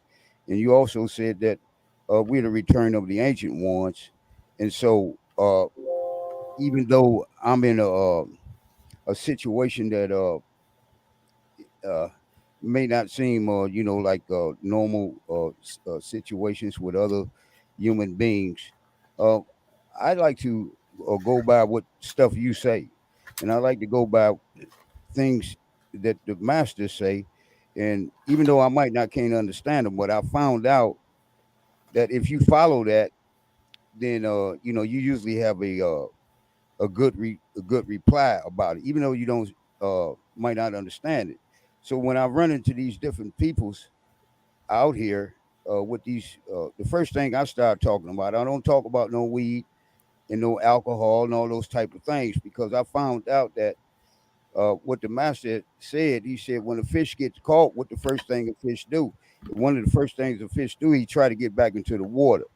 So it's incumbent upon me, uh, no matter whatever situation I'm in, if I'm in a walking down the street, on a bus, if I'm sitting down and talking to people, the first thing I try to do is try to ascertain, what these people's thought patterns is on I can get in there and tell them what we supposed to be trying to tell them, which is uh, uh, our nationality and our divine creed, and how we're supposed to be one people so that we can get out of trouble. And when I mean trouble, I mean, because it's bigger than just the person that I'm sitting up there talking to. We talking about 60 million people, and we don't want to do the same things. This ain't to take away any of the things that the people have done to help our people, but it's incumbent upon us to let the people know that we got to be one people. I don't worry about the baseball cap you got on. You looking at my face or whatever. The whole idea is that we got to learn to love each other so that we can have unity, so that Allah, can redeem us and save us from the wrath that is supposed to come. And one of the other things that I want to say is you hit it on point when you spoke about honor thy father and thy mother. When you speak about the precepts of our people, they teach you how to be Chinese when you're Chinese. The Chinese can't teach me how to be, a Moorish American. Noble Drew Ali came and taught us these precepts and these maxims of the truth. It's called the Holy Quran, the 101s, the divine constitution and bylaws. These are the things that's supposed to, because this combats mental slavery, or what they call what you spoke of. You got a mental problem. And Noble Drew Ali came with the Holy Quran. You got all of it right there. So if you look at it, you'll see that one of those things in that Holy Quran pertain to your particular mental slavery. And I know, I mean, I'm just speaking on myself. But one another thing that I want to say is that we're not to speak radical against the church or any member of any organized group. And the reason why this is because, we honor all of the divine prophets. And as you spoke of, very, very knowledgeable on, it's truth, and it links, uh, it links in all ways. And, you can go to these truths, to do what the prophet said do, through his guidelines. So, another thing, my last thing I want to say is, about the Masons. You see, these Masons' sole duty is to enslave my people. And, I can still be in mental servitude thinking I'm one thing, and come to find out I'm doing what they don't do. And we can see this every day by us hurting each other because we can't see Allah in each other's face. If you see Allah in each other's face, you don't have these things. I'm learning this just things myself. Now, a lot of things that I'm saying, I, I'm learning about it. And if I don't know what I'm talking about or whatever, I got people in my government that can teach you. And that's the reason why I give the phone number out. You give the phone number out so they can hear the peoples like you, like the different peoples that's got a better way of saying things, but still uh, getting a job done. And so this is what I'm supposed to do. I'm supposed to get in where I fit in and try to bring our people to this here consciousness. The master told us one time, he said, when it rains, they don't pick and choose when it fall on. But on the same token, I am not going to be a idiot and go out there and, get around some Negro type of mentalities and stuff like that and hurt myself because it rebirth on you. So I just wanted to say, you got to have race pride. And when you got the race pride, I heard you quite some time ago. What you got to stand up and say these things to the people, and this is the only way you give out that phone. To give out the Moorish American National Government phone number, because there's people's on there that that know how to say things to other people. We all have our different ways of doing it, but if you really want a good understanding of it, the people should speak very clearly and give you a specific understanding, such as yourself, such as the masters and all these ones. That's what I do. I give them that number, and then I don't done my part. So I just want to say praise Allah for what you're saying and gratitude. Islam, we give honors to you, grand man. And what we will say, and this is straightforward. We're gonna have to do more than just give them the number. The chairman say, in cases where Kemet, didn't be a situation where people went into it, Kemet was taken to it. And sometimes you got to take Kemet to our people. Because a lot of our people, they ain't got it in them to where they just gonna come. You got to take it to them so they know it, and then they'll come. Like some of the ones that's recently have come home. Praise be to Allah for those who came. They came not because we was going out there, just saying, hey, take the number. They came because they seen the beauty of what we demonstrate. So, Allah is leading on, and victory is sure. And want to give honors to our Moorish kin. And remember, family, our subject title. Base your conversation off of the subject title. I'm speaking to the Moors, not Brother Bachman Bey. He gave his measure already. But, it's our Moorish right. It's going right across the screen.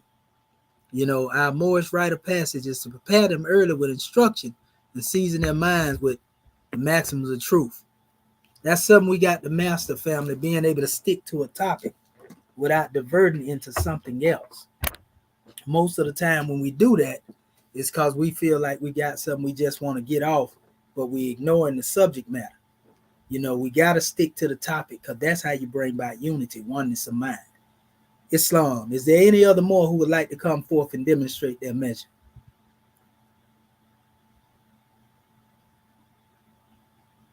The floor is open. Come and exercise your fire. This is the Islam, goddess and queen. Who that? Sister Curtis Bay? Islam.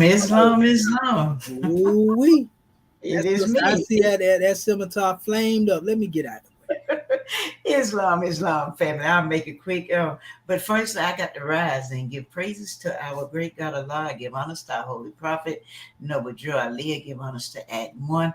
I give honors to all my government officials, and I give honors to you, Dr. Shahid, for this wonderful, wonderful class tonight. I tell you, I'm glad my mic was muted because I've been talking back to you, and I'm just fired up over here. Grand class, you covered so much ground, and like you said, our topic is, and you can't do nothing with our holy prophet. I tell you, I love this. Our Moorish right. You talking about a right? It's our divine duty, our right, our duty. You talking about what we are supposed to do. Our Moorish right of passage is to prepare them early with instructions and season his mind with the maxims of truth. And you went over the maxims of truth. And I encourage my Moorish kin, go back and listen to this playback because he went over what the maximum of truth is. Matter of fact, he went over pretty much everything you want to know. And to cover this, the question on the subject on the floor, he went over everything in his class, telling you how to do. And I just give you honors, Dr. Shahid, for all that you do. And I give honors to my national grand chairman for writing that Zooming of a Nation and all that he has done, putting that literature out. And if we follow these instructions, we prepare them, when they're young. When I was in the church, I know we used to say, train them up in the way that they should go, and when they get old, they wouldn't depart. And when you train them, you teach them right, and when you do what you do, you done done all you can do. You just rest back and watch Allah. They might not be doing what you think they ought to be doing, but everybody is on their own path. And I loved it when you talked about the children. You be then told them everything you know to tell them. You be then told them right. You then told them the truth. But for some reason, they may want to stray over here or stray over there. But that's all right. Because Allah told me that he was leading on and victory is assured. And I read in chapter 1 where it say, we all gonna come to the truth. We ain't gonna all come to it at the same time, but they will get it. So I don't be moved by what I see.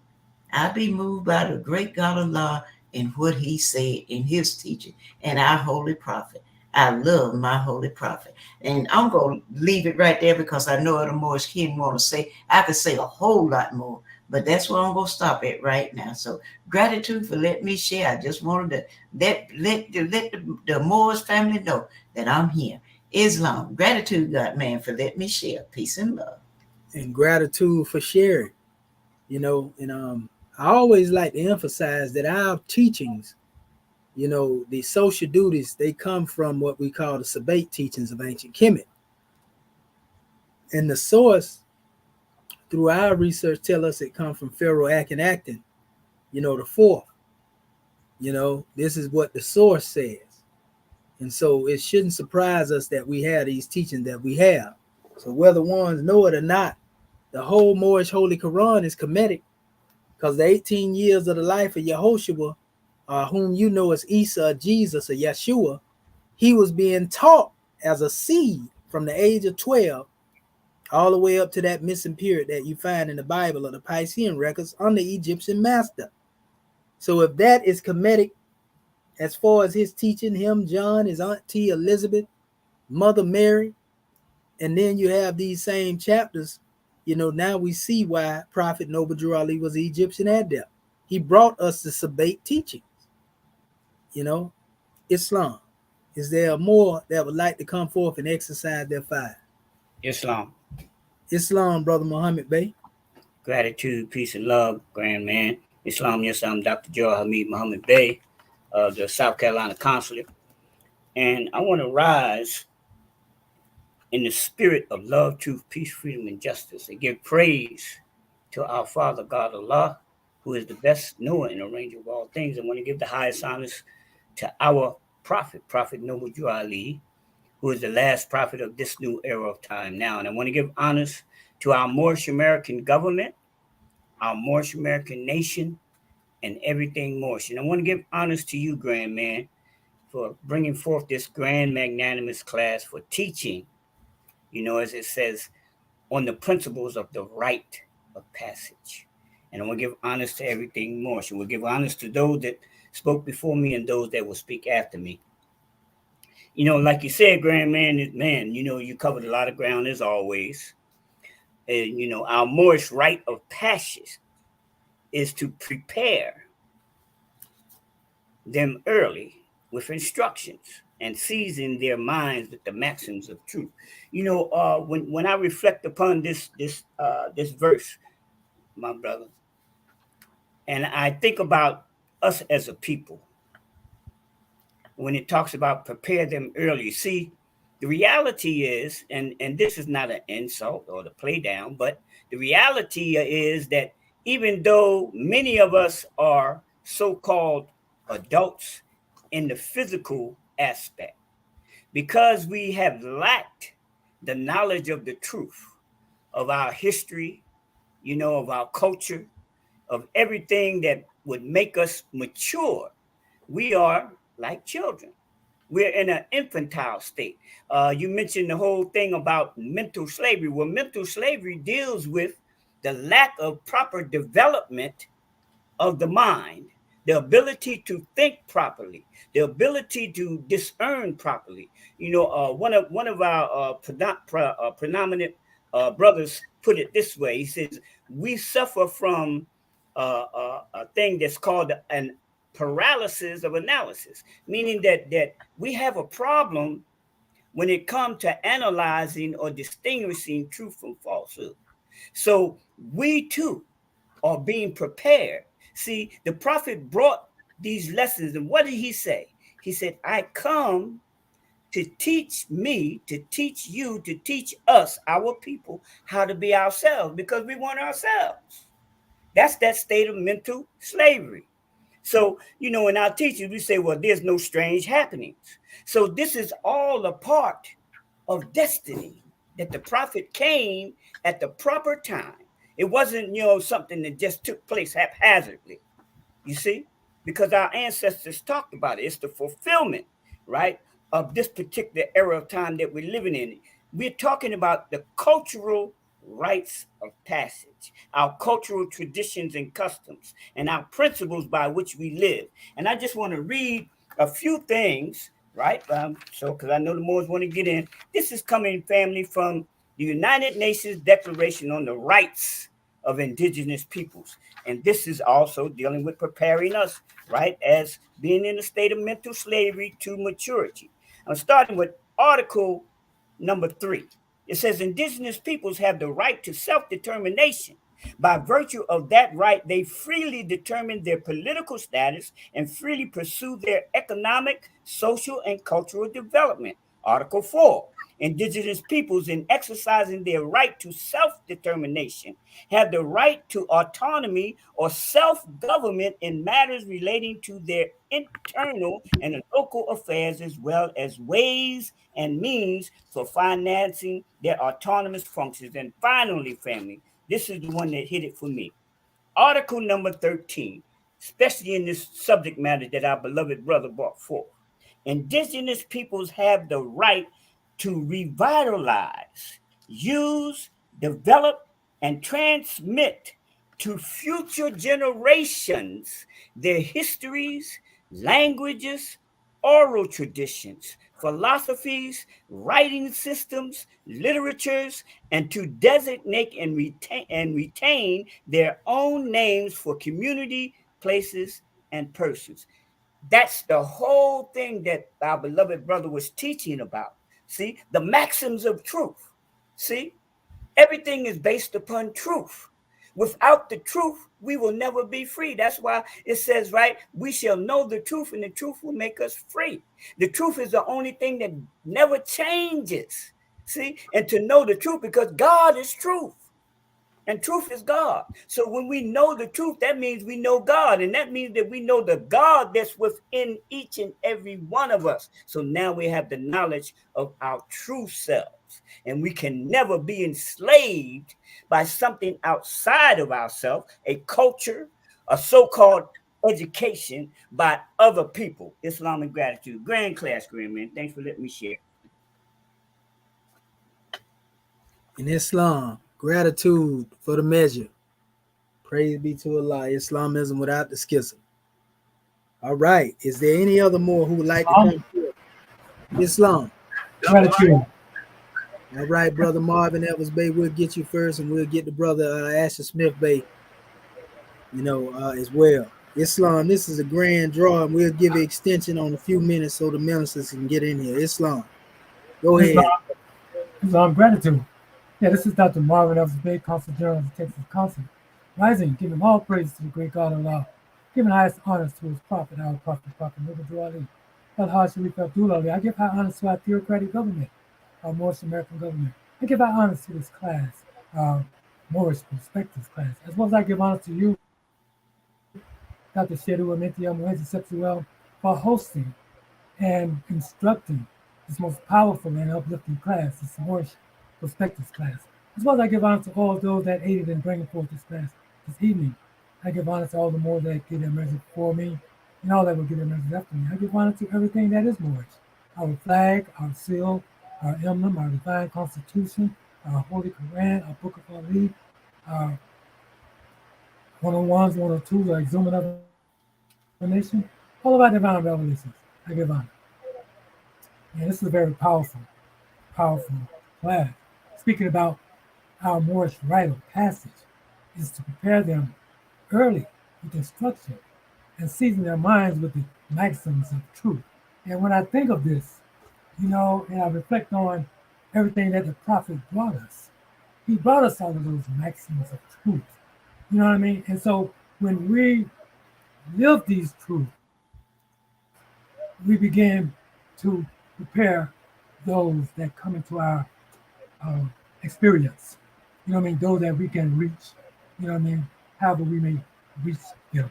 You know what I mean? And so our conduct is a tool that we use. And, but the prophet brought us everything, when he teaches us to study ourselves. And as we instruct our people themselves, we are taught we are instructed in our divine constitution to proclaim our nationality for the government in which we live. And we are to teach our people their nationality and their divine creed, that they may know that they are a part and a parcel of this Moorish American government. So that's just so much to be instructed. There's so much truth that we have to give to our people. So we have to give them, as much as we can in the time that we have. And hopefully it will take root. But that's what it's all about. We are to, bring the truth, and Allah will bring forth the people.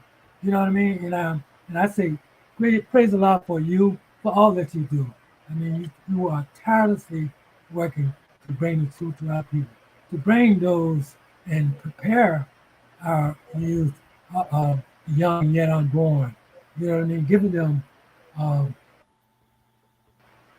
to season their minds with the maximum truth. That's all I wanted to say at the moment. Limited time. Gratitude for allowing me to speak. Islam and peace. Gratitude to that measure, brother. We give honors to you for that draw, and praise be to Allah. All right, brother Golden Asher Smith Bay.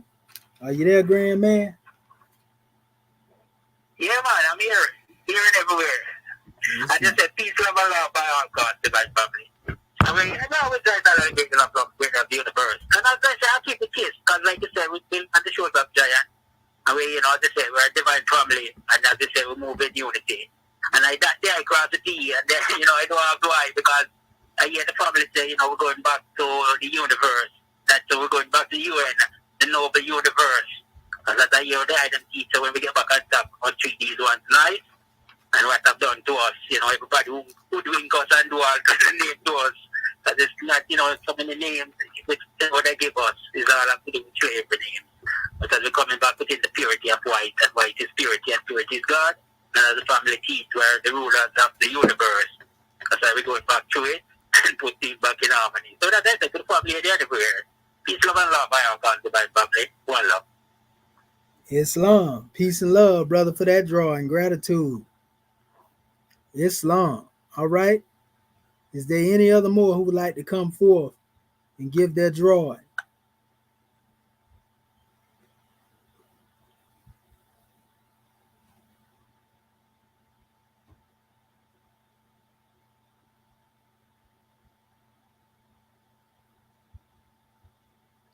Okay. No more mores. Islam. Islam.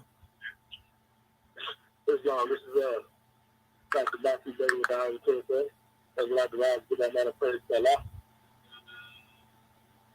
Honest prophet, understand free credit government, and we're in council our flag, shield, emblem of the divine constitution, our stiff angels, never two systems, and like honor for all the Moors that spoke before me.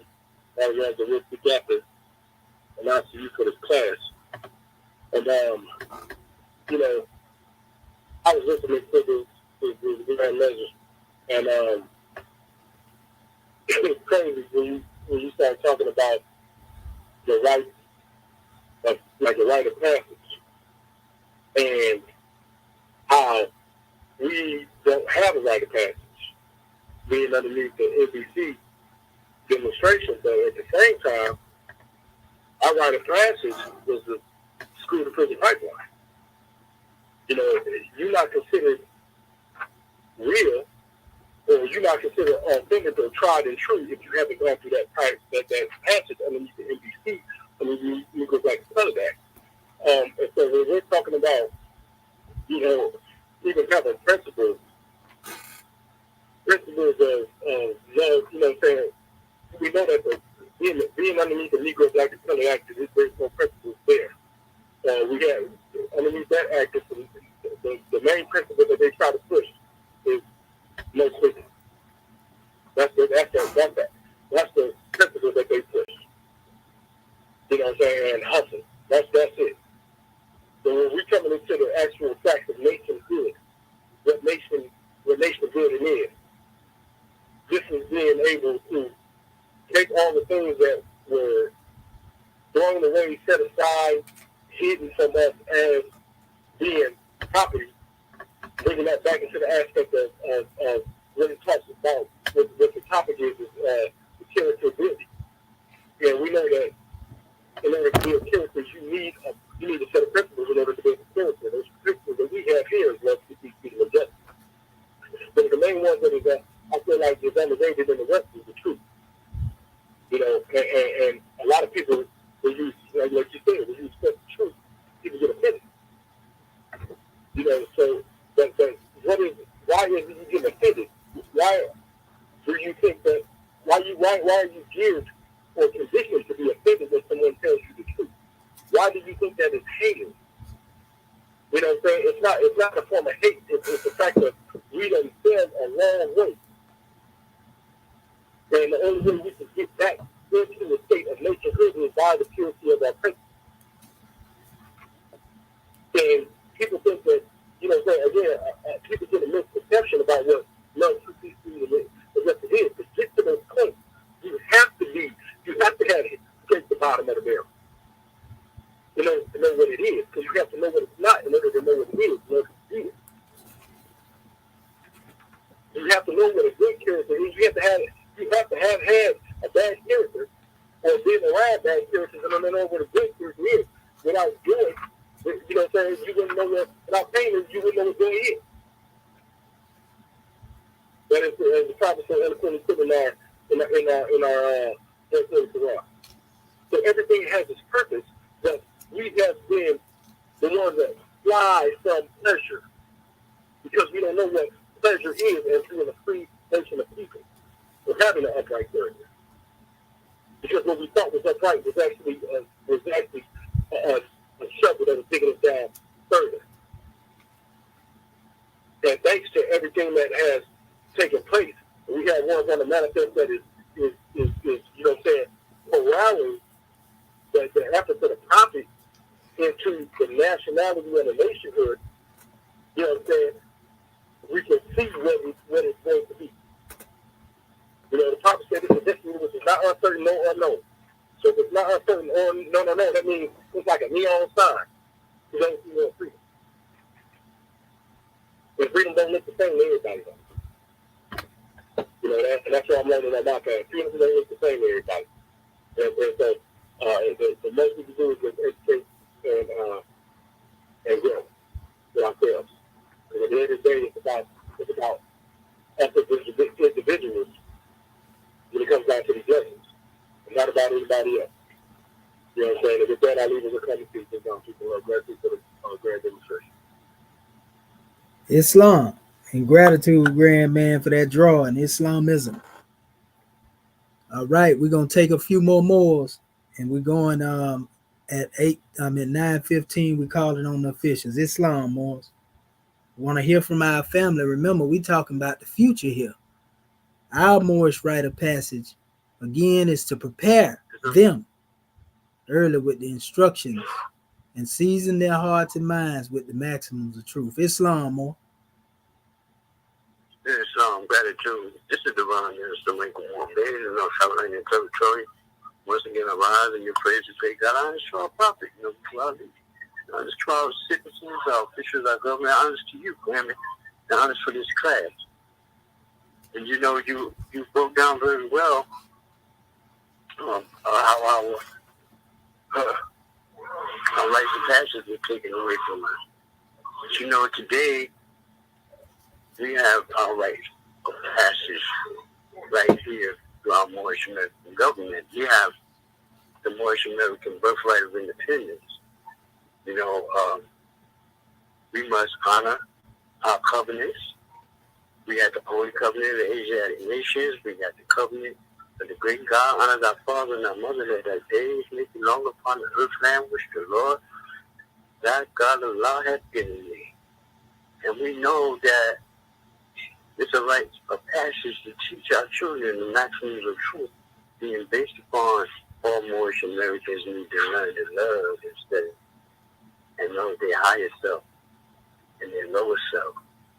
And we exercise our rights of passage every day, 7 days a week, through our divine constitution and bylaws. And our holy book, our Circle 7, the Holy Quran, that is our guide, our angel, and our laws. See, it is the laws that governs all events that gives us the right of passage. We being overlooked because we had no government, we had no nationality, right?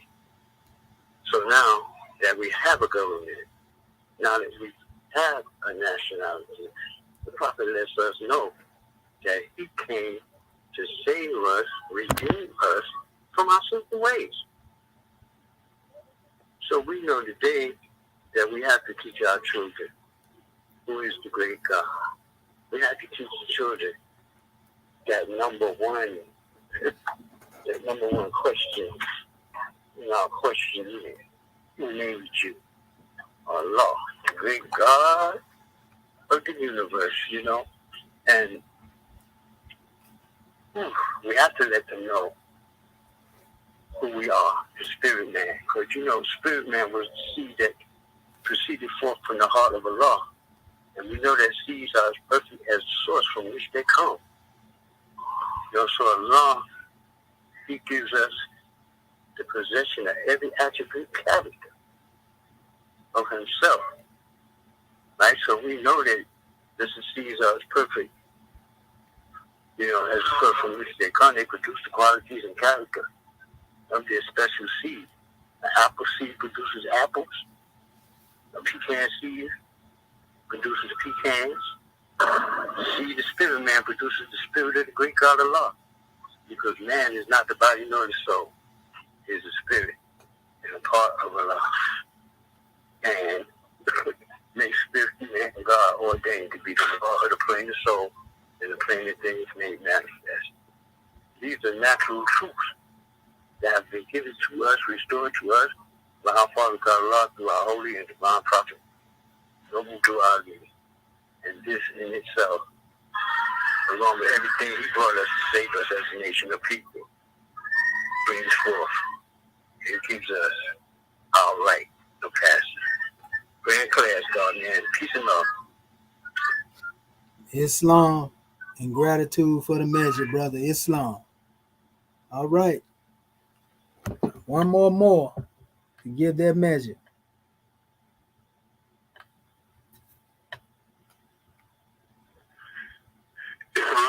Islam, brother Jehudi Bey.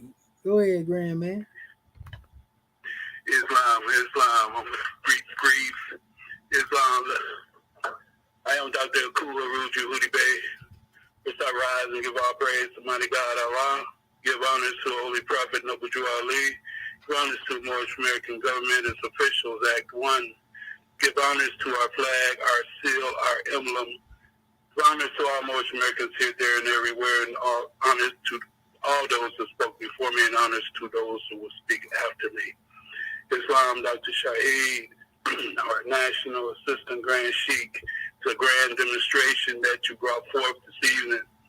And, you know, one thing that stuck out to me that you had said, it was, our people are eloquent in their own ignorance. And how true this statement is. As our people have gone to the European, got their European education, and they speak so fluently, and they with something that resembles the truth, but is far from it. We gave up our power to the slaveholders a long time ago, but there's one thing that's definitely on the manifest, and that's the truth. The truth that we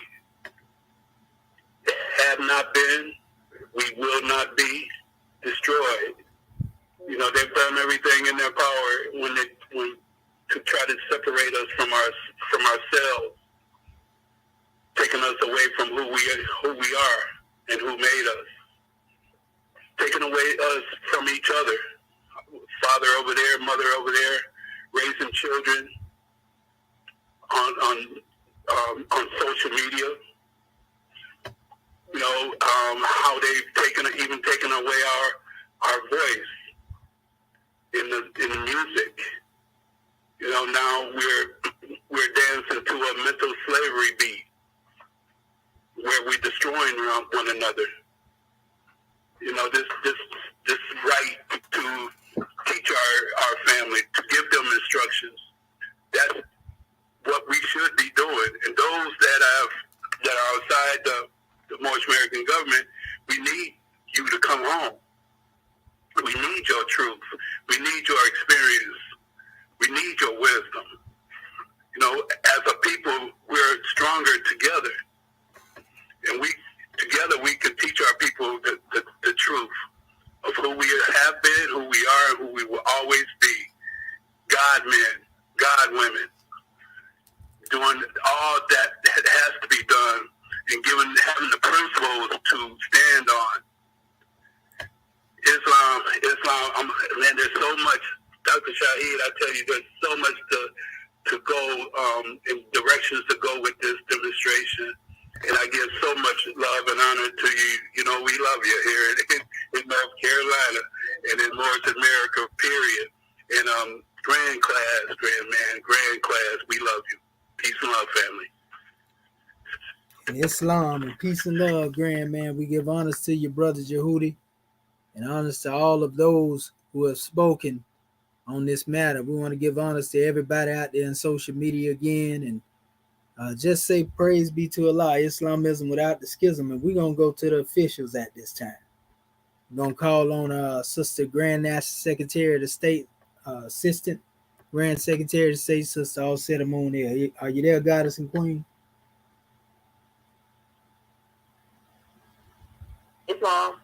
Islamism. Gratitude.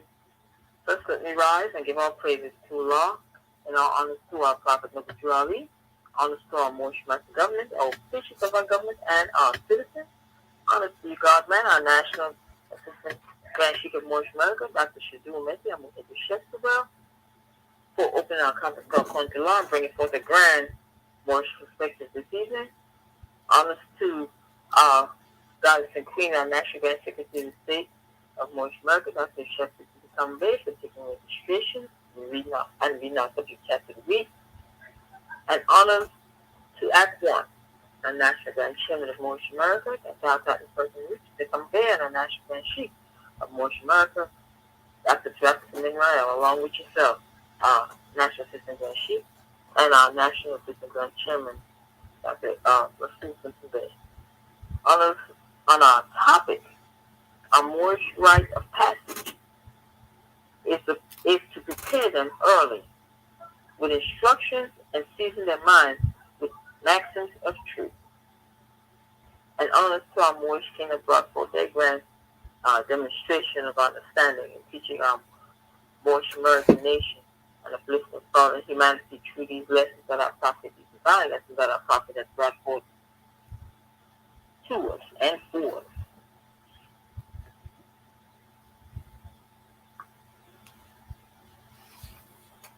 Marcus Garvey said, no race is free until they have a strong nation and government of their own. That was his quote. He also said, God, one aim, one destiny, which is dealing with the divine unity of a people. Our prophet let us know that when he came, he said, if you doubt that I'm a true prophet, watch my prophecy. And he says that because he knows our people are full of doubt. That valley of dry bones that he has come and wake us up, and digging us up 5 times deeper out from underneath that Roman yoke and law, those 13th, 14th, 15th Amendment of de facto citizenship, citizenry that our people think that they're free upon them, but are not, have actually been planted way deeper into the bowels of subjugation, servitude, mental slavery.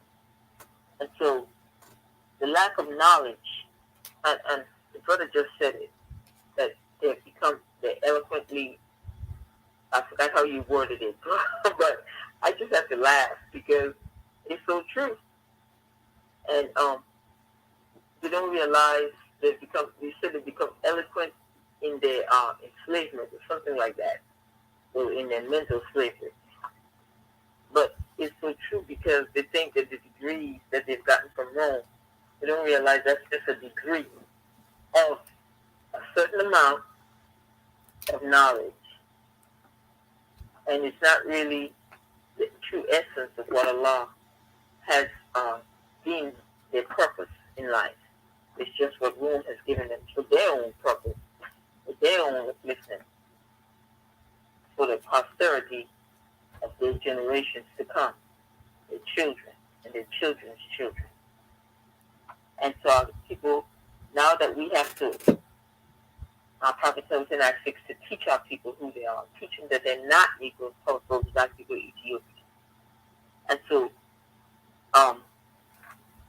but Marcus Garvey also said, liberate the minds of men, and ultimately you will liberate the body of men.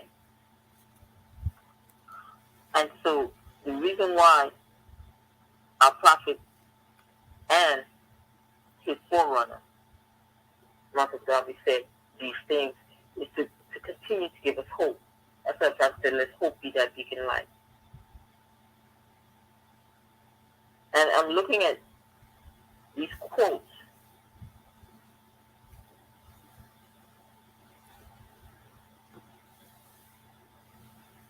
that our prophet and Marcus Garvey brought forth to us. Now, how do we give our people these lessons? How do we teach them the rites of passage? And there's something I wrote down when I was listening to the conference call. And I said, teach me freedom. And the reason why I worded it like that is because that's exactly what we we're doing. Through these lessons, we're teaching our people the true essence of freedom. Because we have forgotten, the majority of us, have forgotten what freedom is. They don't know what freedom is because it's been over 530 years since we've been in this Maya, this muck and Maya up underneath Rome. And so being indoctrinated for so many years, it's hard for them to even see past the illusion that Rome has painted for the world. And they don't even realize that they are in the belly of the beast. The thing that they're contrary to it. They don't realize that Revelation is actually the first book, not the last one. And so they flip the script so well that most people don't even realize the truth when they see it. Like the children say, they won't know truth if it keeps them in the mouth. Because they don't understand what truth really is. And so that's why our prophet tells us to keep that love up front. Because he knows we will need it. Because a lot of our people have given up on their own people. And you demonstrated that. The brothers that they call the passport brothers because they done gone. And I've seen them too. They done moved to Peru. A lot of them moved to South America and finding wives down there. And because but they don't realize they're damaged goods too. They think it's just the sister. They think it's just the sisters are damaged. Yes, you're speaking souls, but you still don't know who you are. So they don't realize they're damaged too. So therefore, they could run, but you can't hide from yourself. And that's why Bob Marley sung that song. He said, you're running, and you're running, and you're running away. But you can't get away from yourself. And they don't understand that. That's what he said, in the ocean, all this water, one is still thirsty. And they don't understand why. They don't understand what they're really thirsting for. They're thirsting to find themselves. And so that's why our prophet tells us study self, because he understood until we truly know who we are, the essence, the divinity, the purity of who we are as an individual, as a nation, we really don't know our essence, our purpose. We really don't know.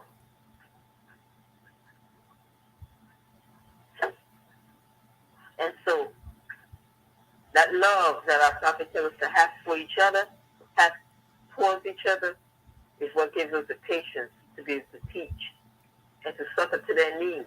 Because everyone that we encounter has a different degree of understanding, a different degree of need.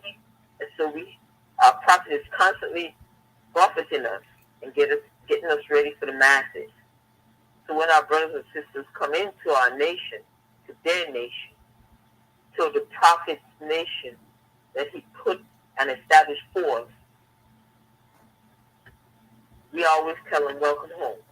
Because we were welcomed home by our prophet. And so that love is essential.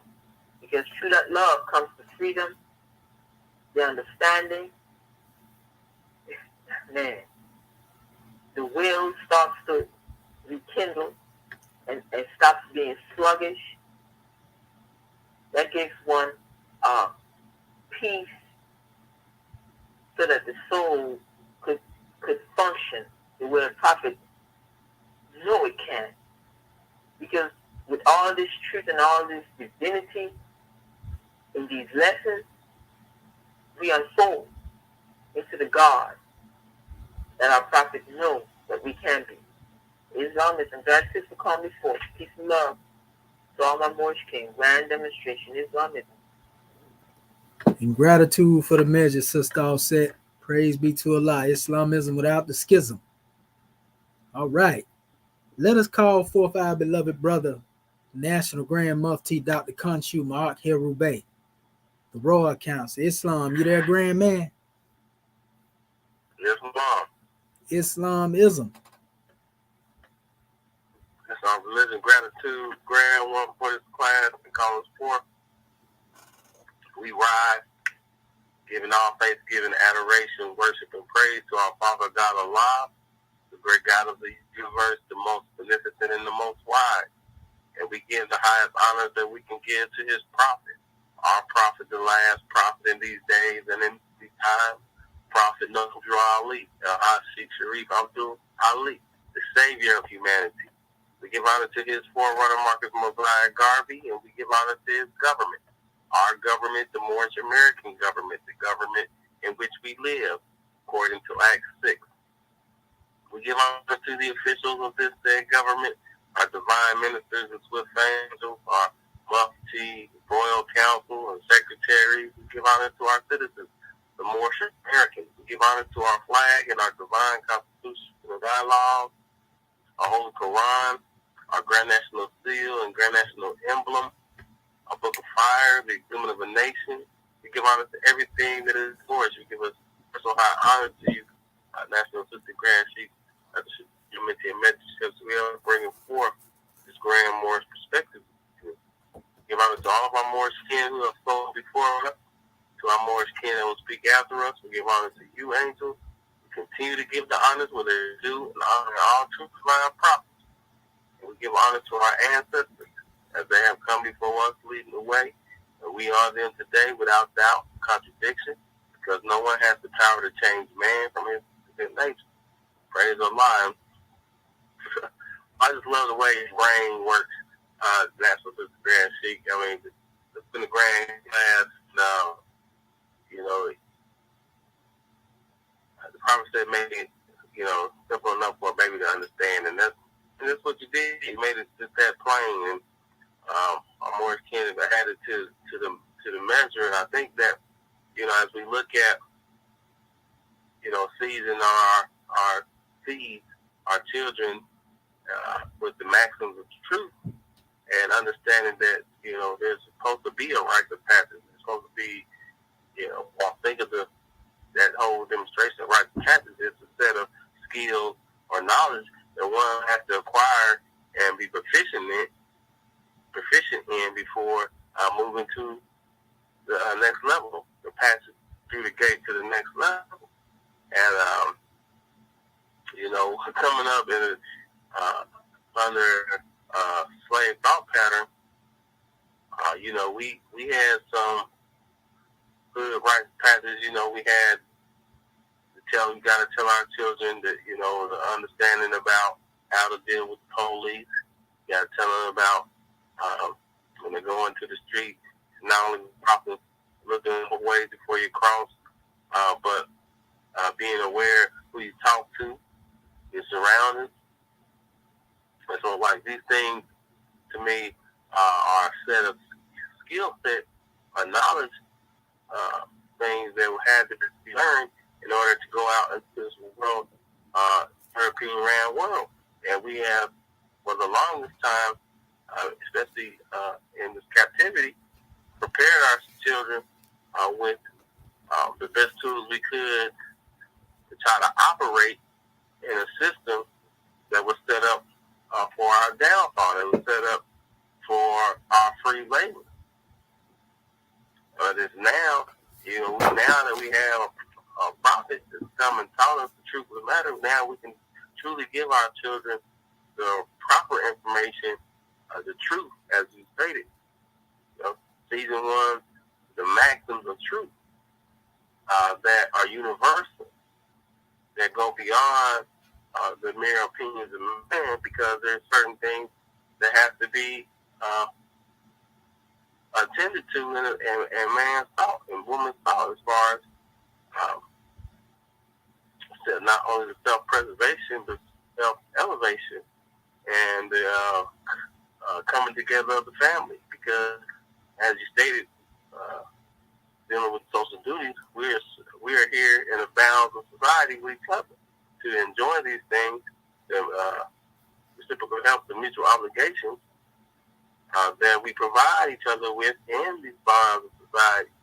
This is why the family is there in the first place. There's a lot meant for us to reproduce, meant for us, not just in the sense of reproduction, but in the sense of there being more than one of us, we having to work it out and experience and enjoy each other and this gift of life that was given to us. And so we got to give one the right passage, meaning is each and every one of our children have the specific skill set to go out at some point and demonstrate who they are. The Maxims really what is their nationality? What is their divine creed? What makes up the mind, the body, and how do they demonstrate the God, the nature that's within themselves to the world and manifest what they desire and what they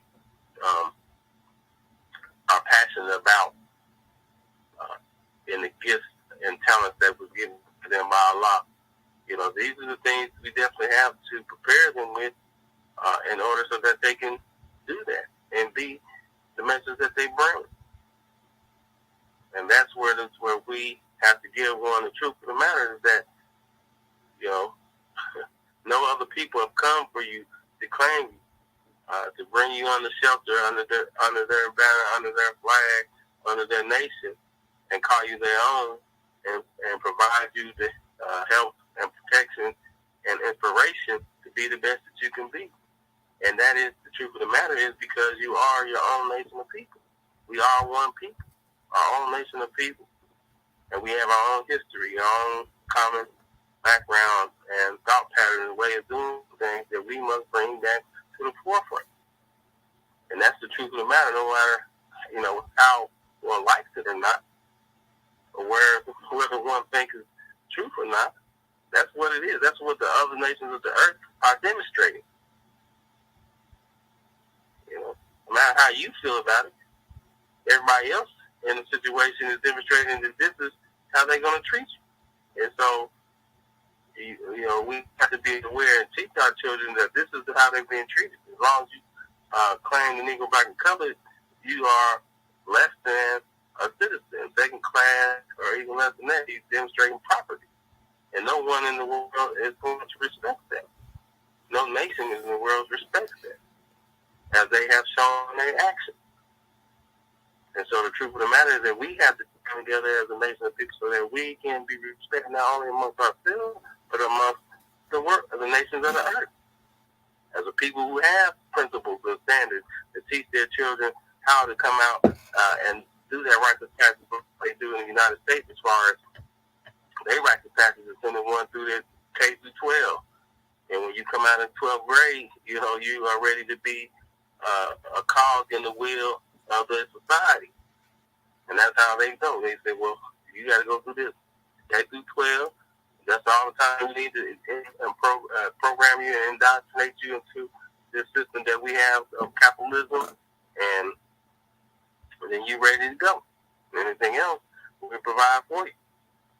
And as a ward of the state, but we have our own way of doing things, and we need to prepare our children for what's for us, and that's divinity, and that is autonomy in our own way of healing ourselves, teaching ourselves, loving each other, and demonstrating the best that's within us. And so that truth, those maxims, is definitely what we got to bring forth. Gratitude for bringing that to the dial plate this evening. That was just a grand sheik, and gratitude to you, Moorish America, for being here with us and giving us your time, attention, and respect. We love you. Brother, peace. In Islam and peace to you as well, National Grand Mufti, for that draw, and praise be to Allah, Islamism without the schism. All right. Well, let us call on our Grand National Secretary of the State of Moorish America. Islam, you there, Goddess and Queen? Close as a thought, gratitude. Islam. Gratitude. Islam, Moorish, gratitude, grand class. We want to rise, giving all praises to our Father God Allah, giving honor to our Prophet Noble Ali, the last prophet in these days and times, giving honor to our Moorish American government, all of our officials, staff, the angels, muftis, divine ministers, most especially our Moorish kin. Giving honor to all those Moors that spoke before me, all those Moors that will speak after me, We honor to our National Assistant Grand Sheik of Moorish America for opening our meeting according to law and hosting this Grand Moorish Perspectives class this evening. Our subject matter being our Moorish rite of passage is to prepare them early with instruction and season their minds with the maxims of truth. And when we look at the rite of passage, we're speaking about a movement or unfoldment, dealing with a divine journey. And we recognize the fact, just briefly, Moorish Ken, that we have been given holy and divine instructions from our Creator through our Prophet Noble Drew Ali. So why wouldn't we want to teach these holy and divine lessons to our children, our people, third, fourth generation, those coming behind us? Why would we want to leave our people in a state of mental slavery or mental illness?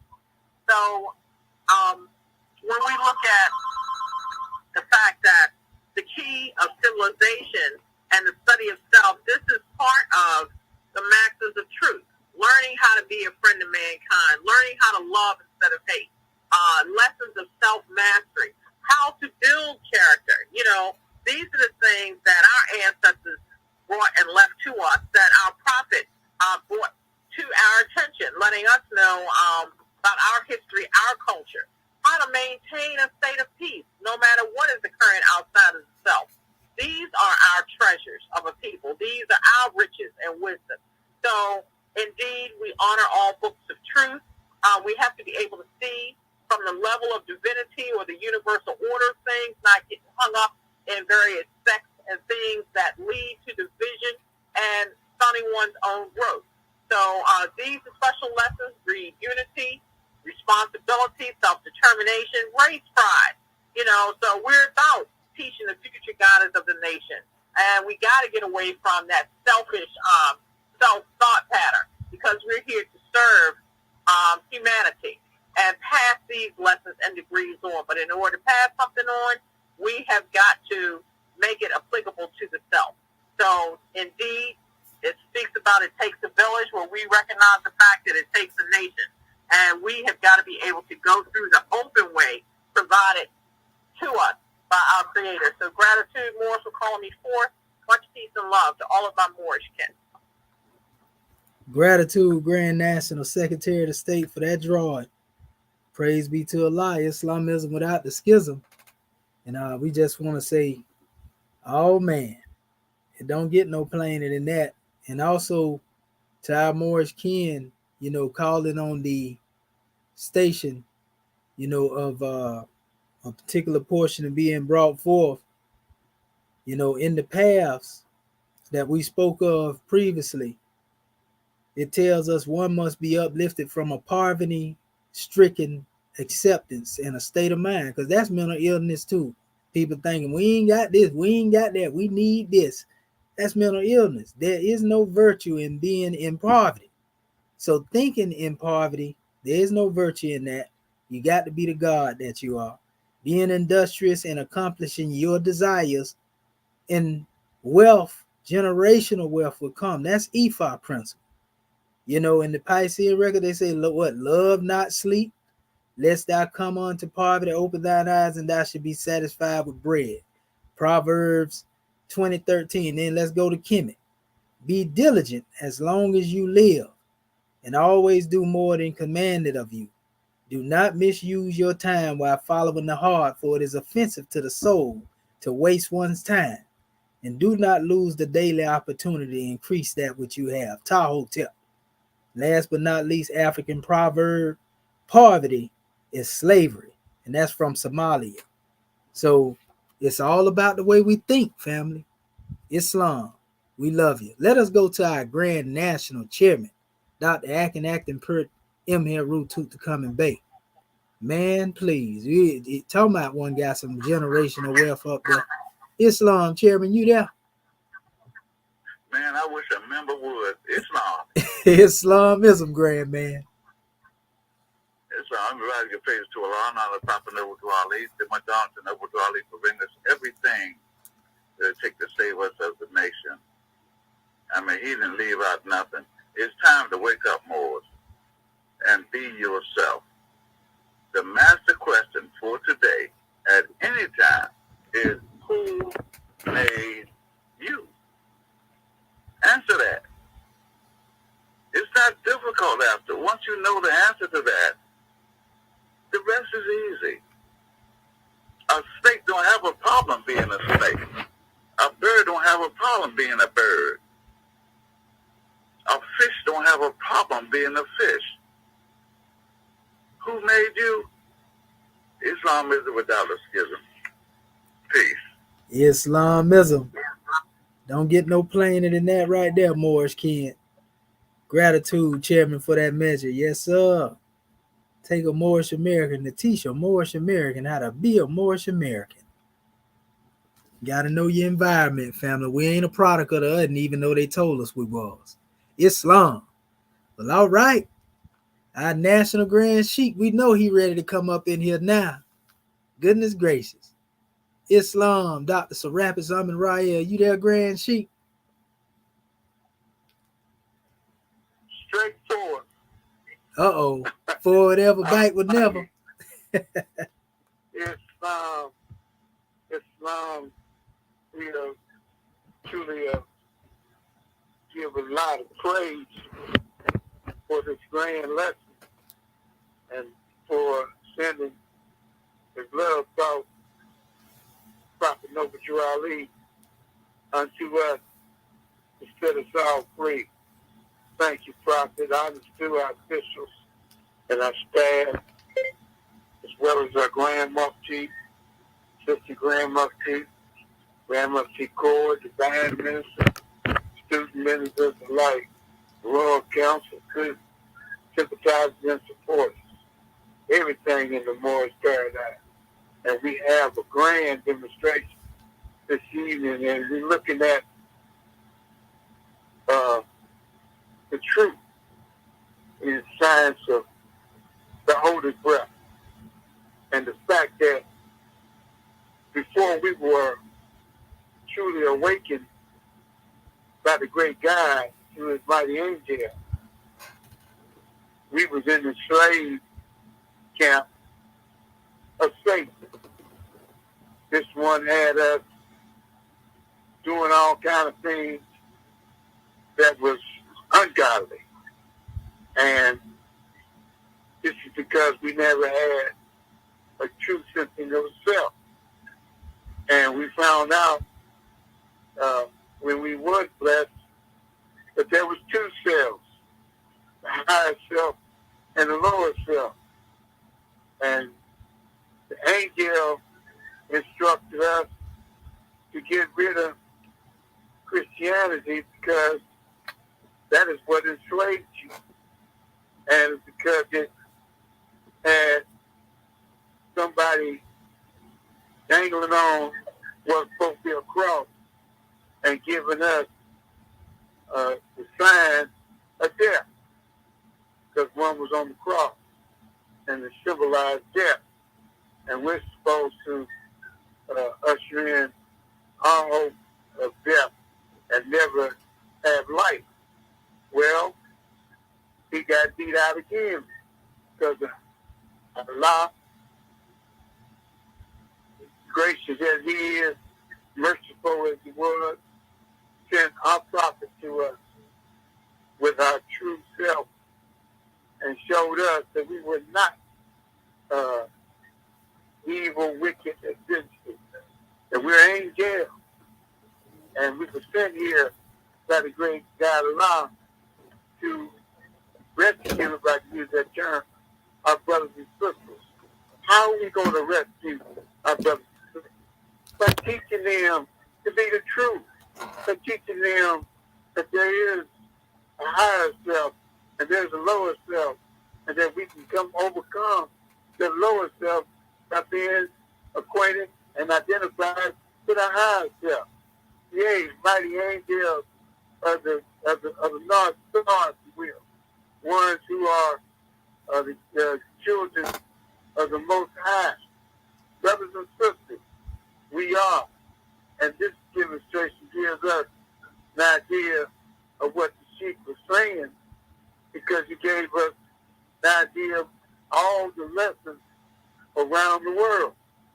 But in our understanding, Prophet tells us, get rid of that demonstration that They put you on the cross. You know, get off the cross and stand upright, fearless, and independent. Now, this is what I'm saying. I think this is what our prophet is talking about. Bringing us to that level that we never have to worry again or confront our devil, because we live in the high realm of spirit life. We're one with our Father God alive. We are the essence of the truth. We are the breath made manifest. Everything that is striving with truth, all they need to do is get in touch with a prophet, know what you are in, and then free yourself. Because of what he gave us, it just takes enough for your time and energy to read, to find yourself in the realm of love and honesty, love and integrity, love and faithfulness, love and truth, and truth being the Holy God made manifest amongst our brothers and sisters, the angels of the Most High. Praise the Lord for this lesson, Chief, and all the wars that rotated alongside. We really enjoyed ourselves. Praise the Lord. January 15, 1929, a warning from the prophets was read in every meeting. I hereby inform all citizens that they must end all radical, agitated speeches while they're working on the streets. We have to peace and not destruction. Don't flash your cards to Europeans. It causes confusion. Remember, your cards are your salvation. Failure to obey these orders will be a severe consequence. We have to love truth, peace, freedom, and justice. And when these principles are violated, justice then will take its course. Any citizen or group of citizens who overly feelings towards the government or the property or violate the divine covenant of the Moorish movement will receive their reward from Allah for their unjust deeds. All true Moors will and must obey the law is laid down in them by their prophet. If they lose confidence in their prophet, just turn in their car and burn, cease when the turbans affairs, and return to the state where I have the prophet found. This is a holy divine movement founded by the prophet number 2 Ali. And if the prophet is not right, the government is not right. The prophet is therefore sending out the divine plea to all Moorish humanity. They do their part of protecting the prophet and the government. This is an everlasting movement founded by the prophet to the will of Allah to redeem his people from their simple ways by all the prophet number 2 Ali. This divine warning is the supreme law, man, and will be enforced by the state government hereby. Islam, Islam, Islam. All the covenants of the Asiatic nation. You're the children of one father, provided for by his care, and the rest of one mother has given you son. The bonds of affection therefore unite you with that brother, the peace and happiness, the growing of Father's house. And when you separate the world, remember the relation that binds you, the love and unity, and prefer not a stranger before thy own blood. If our brothers in adversity assist him, if our sisters in trouble, forsake her not. So shall the forces of our fathers contribute to the support of his whole race, and his care be continued to you all in your love to each other. Islam, Islam, Islam. This meeting is officially closed according to Act 2 of our divine constitution and love, truth, peace, freedom, and justice. Go in peace, Moors. Much love to you. Islam. Islam. Much love to you. Grand class, grand class. That's great class.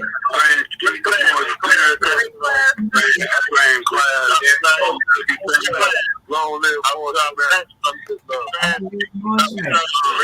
Islam, if you build it, they will come, Moors. If you build it, they will come.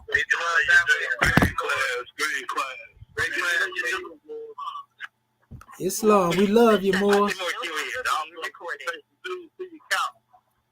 Oh, we can't wait for this Sunday school class. We got a grand one coming. Islamism without the schism. Nothing more serious. Ain't got to be that. Love when y'all talk clean to me. Happy Moorish New Year. Love you too. They obey national assistant Grandma P. Welcome home to all the new Moors. We love you. Happy Moorish New Year. Your Moorish American government. Happy Moorish New Year. Good time.